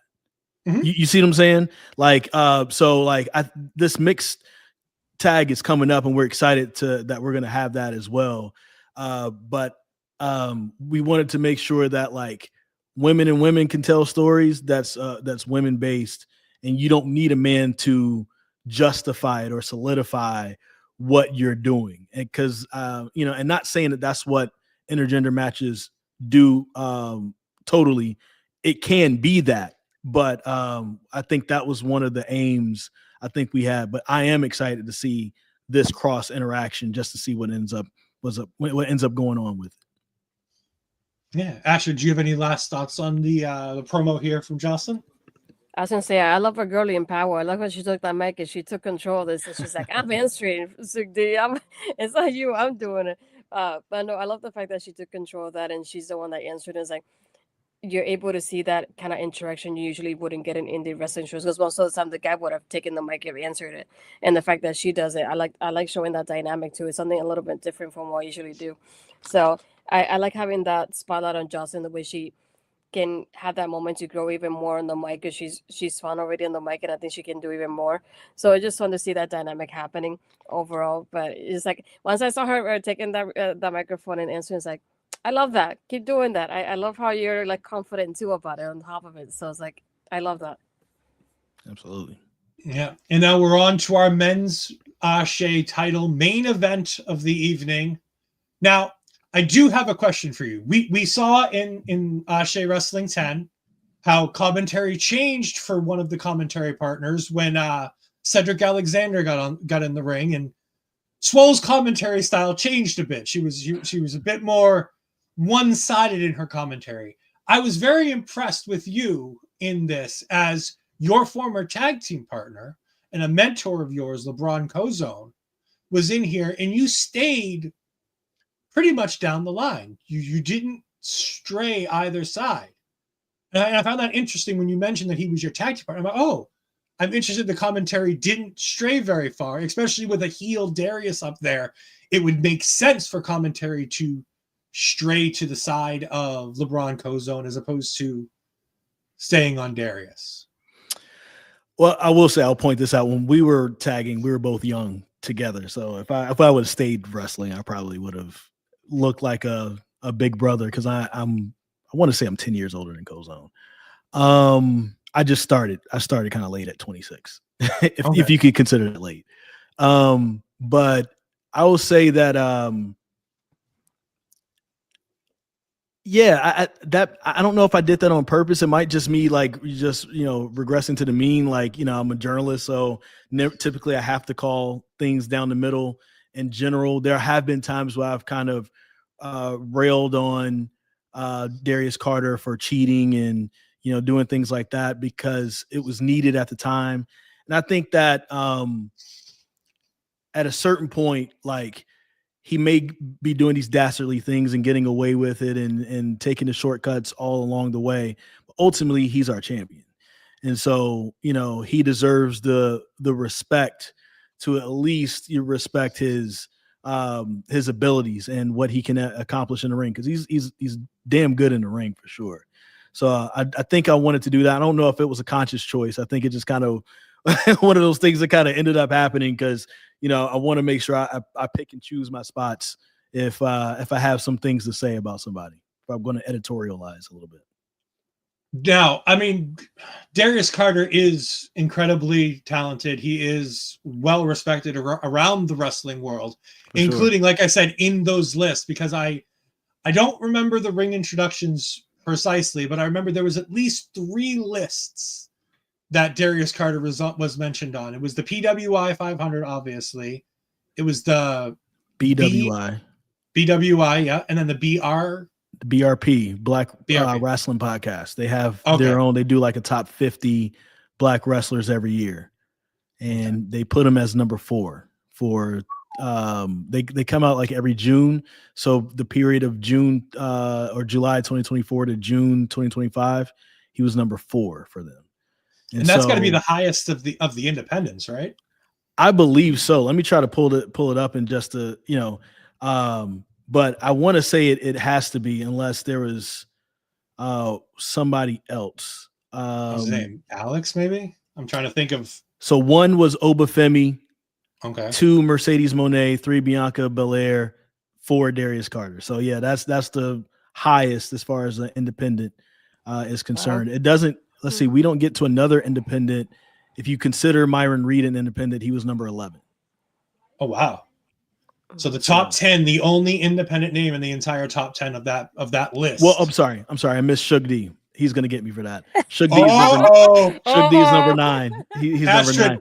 He already texted me about the ashy lines that I was saying during the match. So he's gonna get me. No, Suge is my guy. Yeah, he's number 9. So then it's Myron Reed at number 11. 137, Ashford. 137.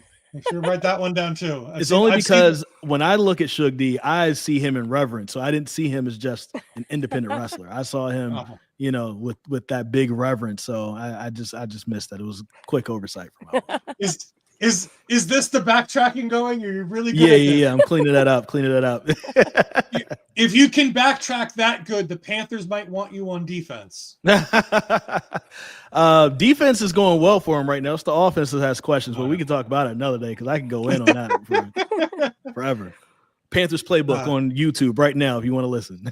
Absolutely. A friend of mine started training at 50. He got broken, but DDP, Batista, those are, legendary names of Hall of Fame WWE wrestlers, WCW wrestlers that started in their 40s. I believe it was for those guys. So it's like, it's never too late to start professional wrestling. You never know if the right connections you can get where you get. God, this match was fantastic. Kozone, what do you think about the entrance though? Yes, I was about to say, how did they talk about the entrance? I mean, I wanted to talk about the rest of it. We could talk about Darius Carter's entrance. The middle school orchestra I thought was sensational. I loved it. Yeah, it was. When Darius told me that idea, I was like, that's beautiful. It was needed. At a certain point, it was needed. And I think it made it big. I think the audience liked it. It was a nice surprise for the audience. Not sure how it came across because I haven't gone back to watch the show through the stream yet. But like in the building from where I was sitting, you see the orchestra lining up and the fans know what's happening. All of a sudden, people start gathering towards the aisle with their phones. Everybody was doing this. And what's funny is all those people were booing him. And that so some of them were high schoolers, but all of those kids went to that same middle school at a certain point, whether they Okay. go there currently or some. I think the oldest person was a senior in high school, and their teacher. I had to talk with her beforehand. The guy they're playing out is a heel, so if they hear certain things, they hear boos. It's not to them. So she let them know a little bit.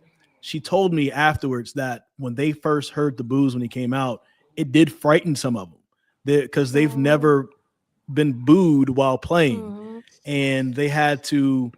I think you could kind of hear it a little bit, at least from where we were at. There's a certain point where I think some of them went flat because they were looking around at each other like, "Oh my God, are we sucking right now?" And then I think they remembered, and I feel like you saw more attitude from them as they were doing it. Even though the cameras was mostly on Darius Carter, that was the cool part about the live aspect, is that in real time I could notice the kids like, "Yo, what?" into oh yeah,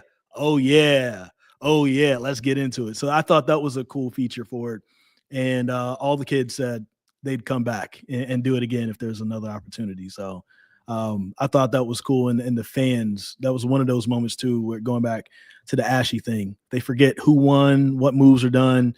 They just remember somebody was played out with this cool intro within the orchestra. So do you know, you said that Darius told you this idea. Did he tell you the lead time he had to give to the orchestra to be able to learn the song? Or was it something that they just picked up on the day and just did it? I don't know the lead time. I think that they were given sheet music and to look at ahead of time, and then they all had sheet music in front of them to play. I don't think they really rehearsed that together until that day. When I was telling the teacher Julie, I can't remember her last name, she was just amazing, helping us with all that. We went through and blocked it out before the show, and where the kids are going to be, that type of thing. At that point, she didn't know how many were actually going to show up. She was like, it could be 10 kids, could be 30 kids. I have no clue.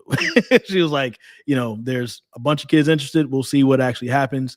She ended up having more than what she anticipated. I think around 24 kids were there. And so they gathered there. They went downstairs. The music room is downstairs close to the locker rooms, and they practiced a little bit ahead of time. And when it was showtime, they came up there and they did their thing. They were reading the sheet music. So I think they played it together for the first time that day. It was great. It was a surprise.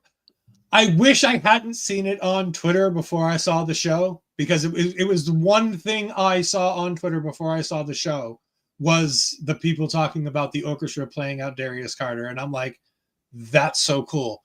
Yeah. And then I'm like, that's a cool idea for a heel. Yeah. Like, yeah. Then you get into the wrestling portion of this, and you're like, the heels getting the cool entrance, the heels getting the crowd to, that interesting crowd moment, because normally those things are safe for baby faces. Mm-hmm. Heels don't normally get that kind of a cool entrance like that. So Khan got it too. So two heels have gotten the crazy intro so far. Well, I mean, Khan got a different version of it, but yes, I guess different version, but it's still something like almost like a grand celebration of who they are. Yeah. Astrid, do you want to go into talking about Darius Carter versus LeBron Kozone? I like the part too with Ed mentioned with you doing commentary, mentioning that not only he's your former partner, but also mentioning that LeBron has trained a lot of people that we know about from so many different companies, which is something that I didn't know about.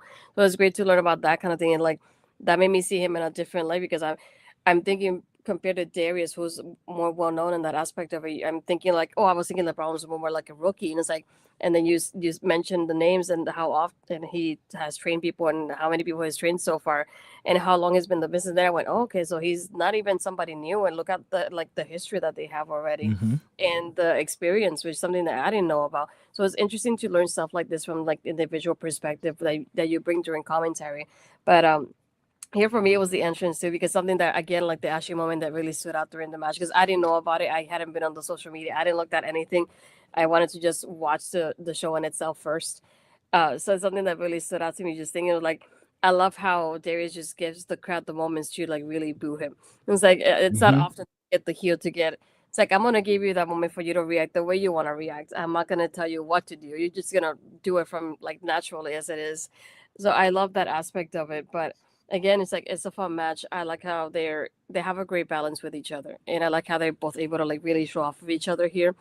And I love matches like that because that way you can see, you can come out and say, I saw something from both individuals. It wasn't just like this one took over or this one took over, but not. I like how the fact that they really take turns during the match. Um, I like having the part with Dante coming up here and having a little distraction with the title as well. And I love the fact when you get to point out things like this later, and then you mentioned the commentary that that's his mentor. So just think of that aspect on top of it, what just happened. It's just like, oh, how is he able people gonna be here and interrupt this match and interfere the way he did because his mentor's involved. So I think that was another interesting layer to the storyline in itself that we got here. So something that really like stood out to me as well. It's like, of all people, you would think like he will be like, if anything, helping him during the match. So it's like you don't expect that to happen as it does. So it takes you by surprise, and it's something that really stood out during the match too. Yeah, I had a bad feeling when I saw Dante come out there. I was like, oh no, Uh-oh. oh no, don't do it, don't. Because I was rooting for Kozone. I've never gotten a chance to watch a Darius Carter match from beginning to end, but I've seen clips and I love Darius. I think he's great. I think he does his character work is sensational. Just he knows who he is. He knows who he is. He knows what he is, and he's going to do everything it takes to soak it, like you said, soak in those moments. He seems like the kind of wrestler who, if he can make somebody in the crowd cry, if he can get people yelling and screaming and trying to punch him, he'd consider that the best day of the work that he's ever had. Like it feels like that makes him stronger. It makes him better. And so this crowd constantly booing him felt like it was giving him energy. It was giving him the ability to keep going. When LeBron hits his finish and hits the muscle buster and he kicks out at 2, it's like, boom, that's that moment where it's like that crowd just got into it. And that crowd, is getting on Darius for this. It's like, oh my God, he kicked out of this. What do we got to do from LeBron? And I'm like, oh, that's the moment where I knew that this wasn't going to happen. I'm like, oh, damn. Because like I said, I want part 2 of that Kozone versus Cedric Alexander match, because we know Cedric's waiting on the other side for whoever wins this match.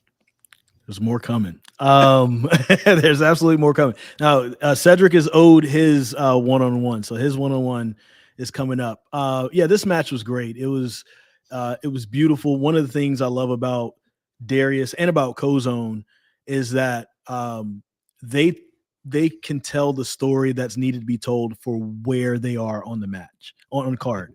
And that may not sound like a big thing, but like that's a real skill. Like sometimes you have to be able to analyze what's on the card, what's going on, and how I can tell the best story that's going to be memorable within all of that. That's how you get an ashy elbow thing, right? Because like what a triple threat match we have to start off, and then another triple threat match in the tag team. So you're going to see crazy spots here. You have a great women's match that's coming up for a title. You have a great men's match that's coming up for a title. How do I, make myself stand out and tell the right story? And it's not always doing the most in the match. And so those guys know what to do, and they put on an actual main event, I think, wrestling match. It had a big fight feel. It felt really good. And I love seeing both of these guys kind of get their just due. They've been wrestling about the same amount of time. Kozone is a little bit younger. He started when he was like 15, I believe. And he's like right at 30 now. And he's so good. One of the things about him, and I'm glad he's getting his just due, the reason why his wrestling school even comes about. When I first met him, I started training in wrestling. Somebody sends me this, Facebook, invite. All of a sudden I'm looking at it, and then this guy, he's young at the time. Like, I don't think he was 18 yet. He wants to start this promotion, Firestar Pro Wrestling. He has his first event in Eden, North Carolina, and he already came into wrestling with the idea of being an entrepreneur. That ring that we wrestle in is his ring. those lights that are up were his lights. A lot of the crew were his students. You know what I'm saying? Like, it's like one of the referees on the event, the guy that wears the shorts, one of his students. You know, so much of his influences around here. And he was just a young guy with a dream. And he wanted to make wrestling, you know, even a few, like 12 years ago, 13 years ago when I was wrestling, it still was a little closed, and it could have been a little cliquish in some ways because people were trying to protect what wrestling was. And he was the first person around here in this area to really open it up. He was posting clips of what they were doing training in like 2016, and people were like, you shouldn't do that, brother. You know what I'm saying? Like, you know, he's been kind of doubted along the way. And then, you know, Griff Garrison gets to Ring of Honor.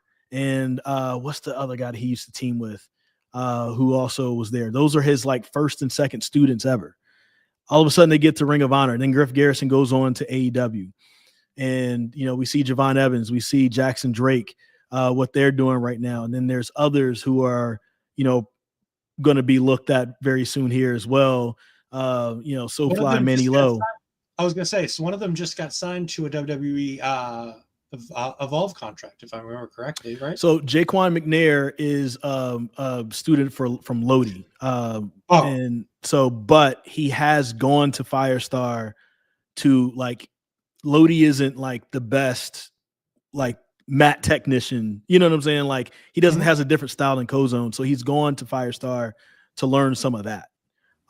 So he is a mentor to Jaquan McNair, which kind of helps along with the story. Like, because there's a lot of people who've gone to Kozone, they've maybe started off somewhere else and go to him to clean up a little bit and add a little bit of like a little bit of, you know, seasoning to what they're already doing.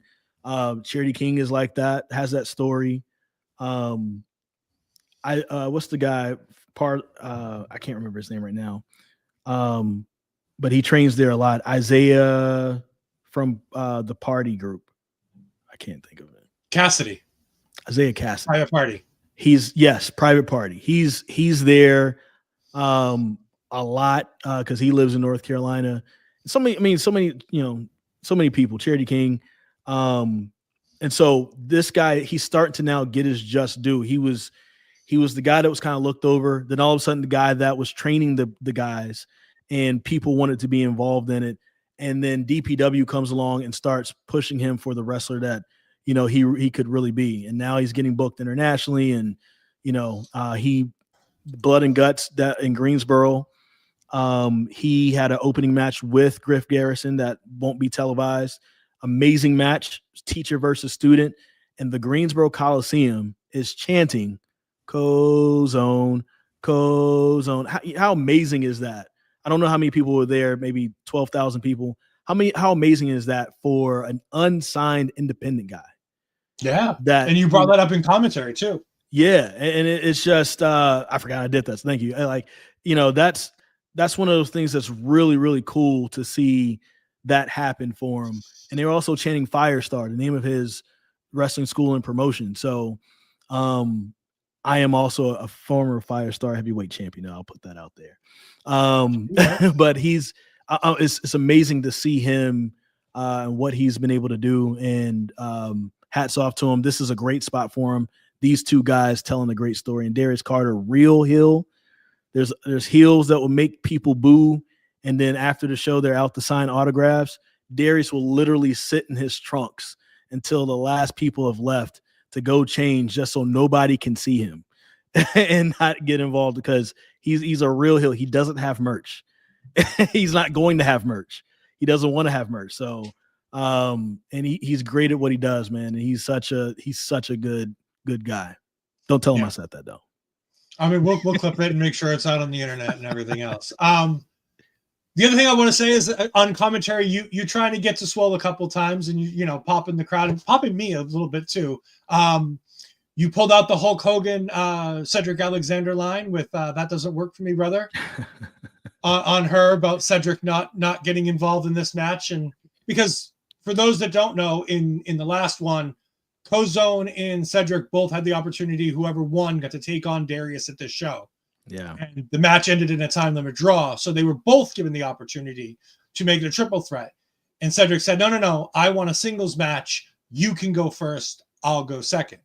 Yeah. Which apparently Swole somehow forgot about. And I can't imagine why she might forget about something like that. But that's when you pulled out the Hulk Hogan. Yeah. Conveniently, yeah. And then, of course, popping in the local crowd, you bringing out a Kings of Comedy reference on commentary when you're talking about, I believe it's a DL Uglee reference with rinsing it off. You wrench it off. It was an arm wrench that you were doing. You both kept doing that. It wasn't so much a reference to the Kings of Comedy to like, I mean, that's how my aunts and grandma all talked. Like that was just real life. Like you hear that, like, boy, go into the bathroom and wrench off. So from North Carolina, that's what you're gonna hear. I just remember because the Kings of Comedy movie that they did, the one performance that I got to see of it took place from Charlotte, North Carolina. Oh yeah, that's right. It's a little thing, and I was like, oh, okay, that makes sense for me. It's the thing that the local crowd would pop. I popped for it. I thought it was great. But Darius gets the win. So Darius versus Cedric Alexander, probably at the February show. If not the February show, somewhere in the near future. We still got Billy.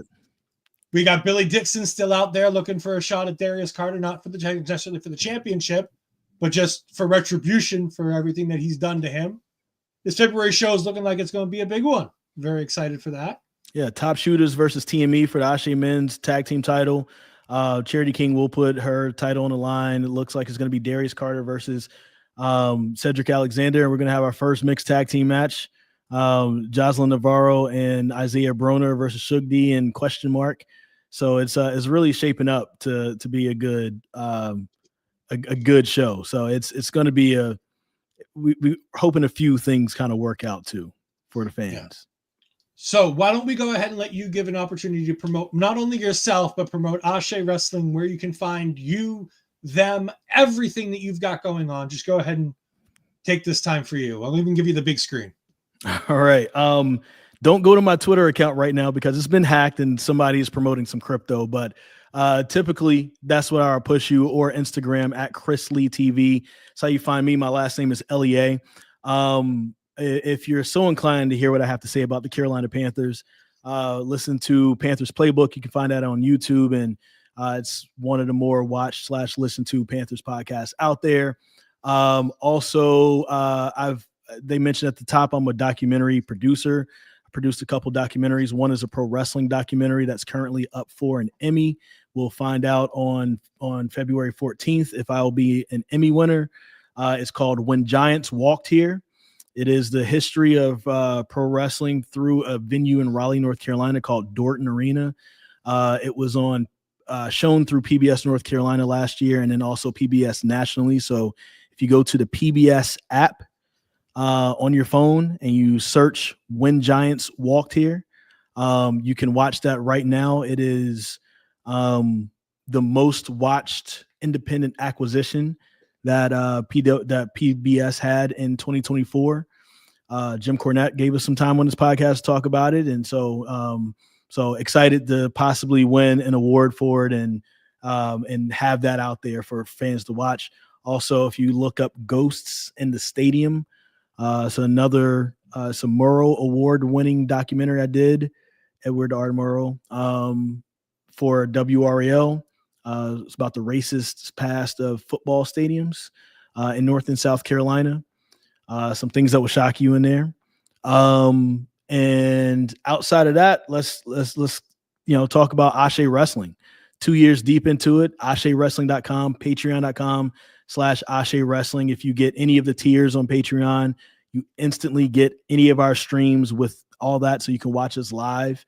We'll be back February 28th, I believe is going to be the date, in Charlotte, and exciting things coming up for the future. Of course, we're expecting to have all three of our ASÉ titles on the line: the men's title, women's title, men's tag team titles, and hopefully the Pan-African World Diaspora title on the line too that night. So excited for a big time future, and excited to just kind of create this great platform for some great wrestlers to get their names out there and show what they can do. Sorry, that was a lot. You told me to. You gave me a that was a lot. I want you to report everything. I am hoping to take you and Swole up on the offer and come visit this summer. I'm going to try to make the trip down to North Carolina. So hopefully on one of your summer shows, I can, because this is something I've watched it a couple times, but like you said, you know, when we were talking about the orchestra thing, it's something you got to feel. It's something you got to be at. It's something you got to, you know, that independent wrestling is meant to be enjoyed as much as we love enjoying it, you know, on the internet.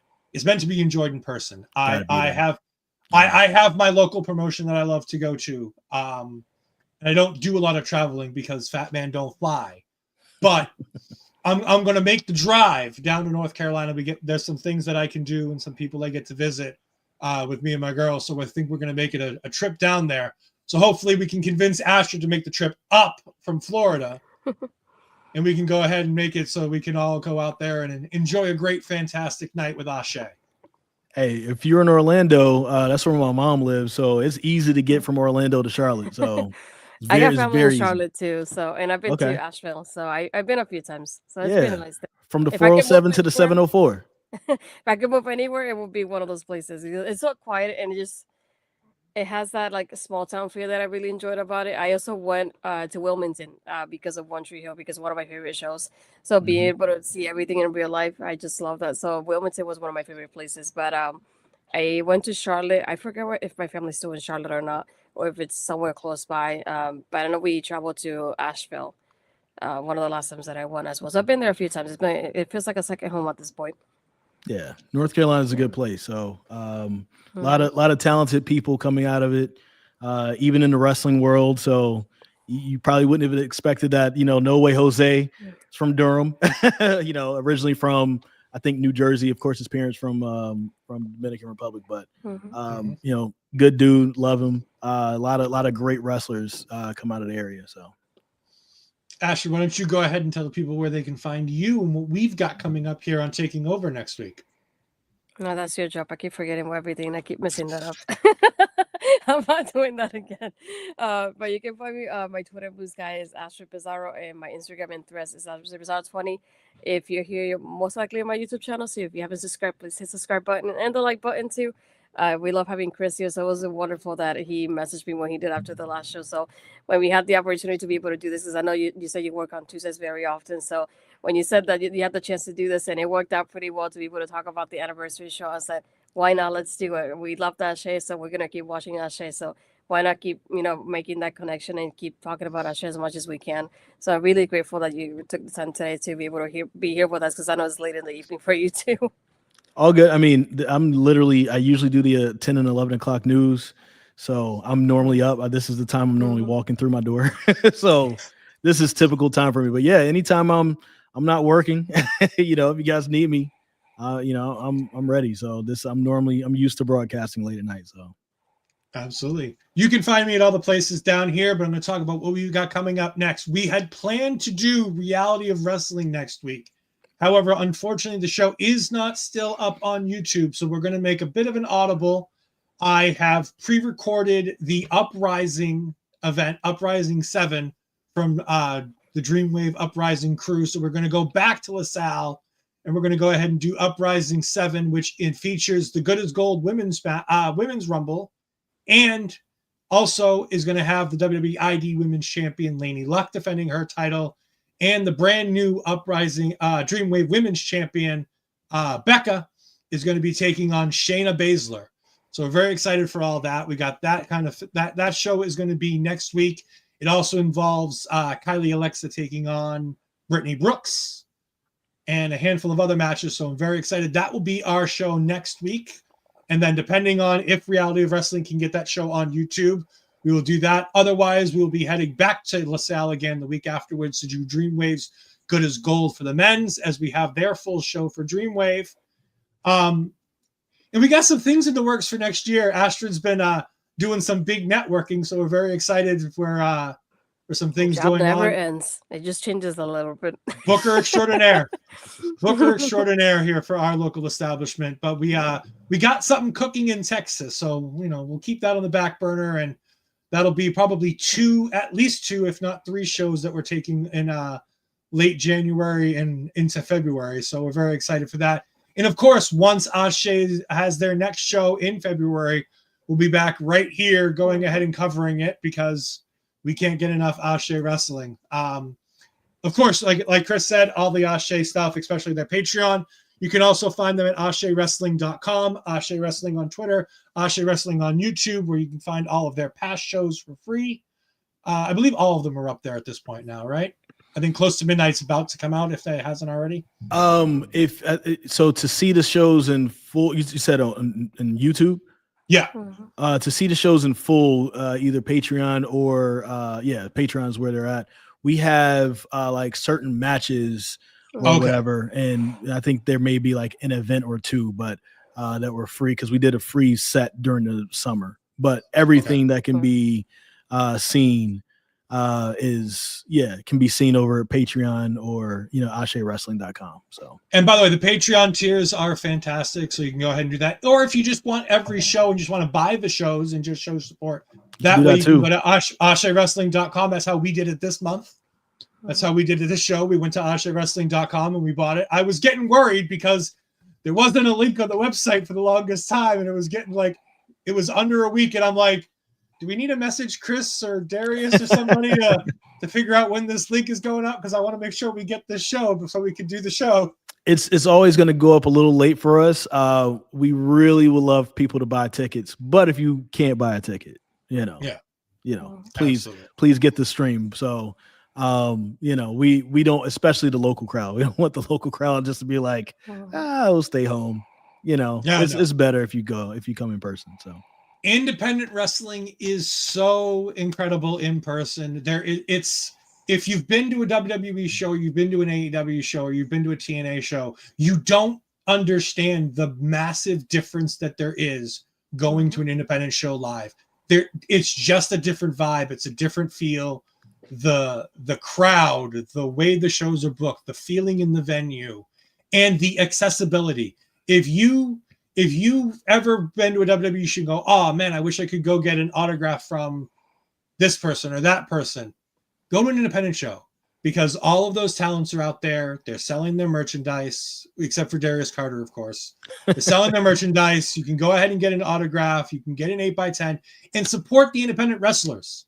Support them at the shows. If you go to a show, buy a pin, buy an 8x10, take a selfie if they allow it, like all those kinds of things. Like those are the things that are going to make the independent show that much better. It's well worth it. I love going to my independent shows. I've been trying to get Ashley to go to an independent show for a while now, so hopefully she'll start listening to me soon. Hey, there's plenty in Orlando, Astrid. If I ever come down and visit my mom and sister down there, I'm gonna hit you up and we're gonna go to some independent show. Yeah, I need some recommendations. I have a few, but I just don't know which one to pick. But I went to the ones in Canada. I went to 2 in Canada though. You did go to 2 in Canada, but the week that you decided to go to Canada without me, you didn't take me with you. No, you weren't there in Photoshop version. I was there doing a Photoshop version of. So our local establishment team is mostly all based out of the same place in Canada, and then there's me and Astrid in the States. And so it's one of those things where Astrid went to go with them, so all of the Canada crew and Astrid were there, and I'm like sitting at home, that guy on the porch just swinging on the thing. Everybody's without me. Chris, thank you so much for stopping by. We greatly appreciate it.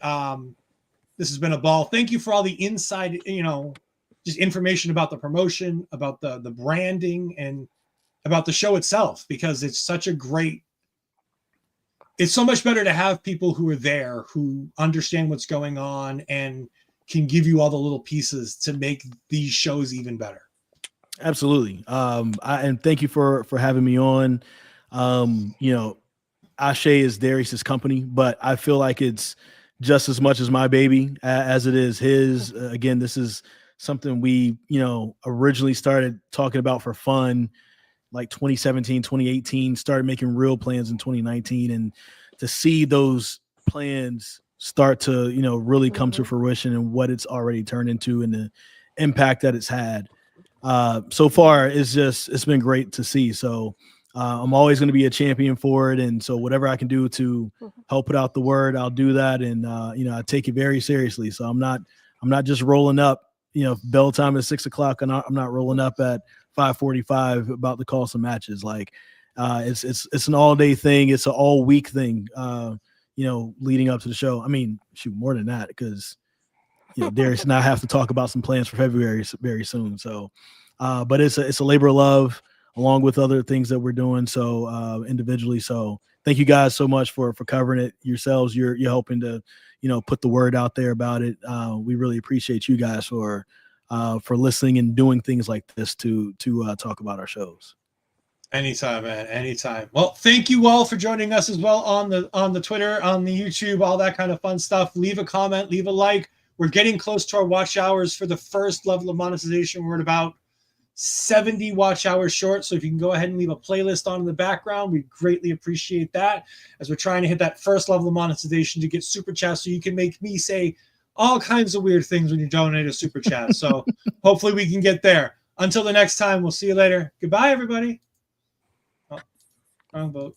I am in misery.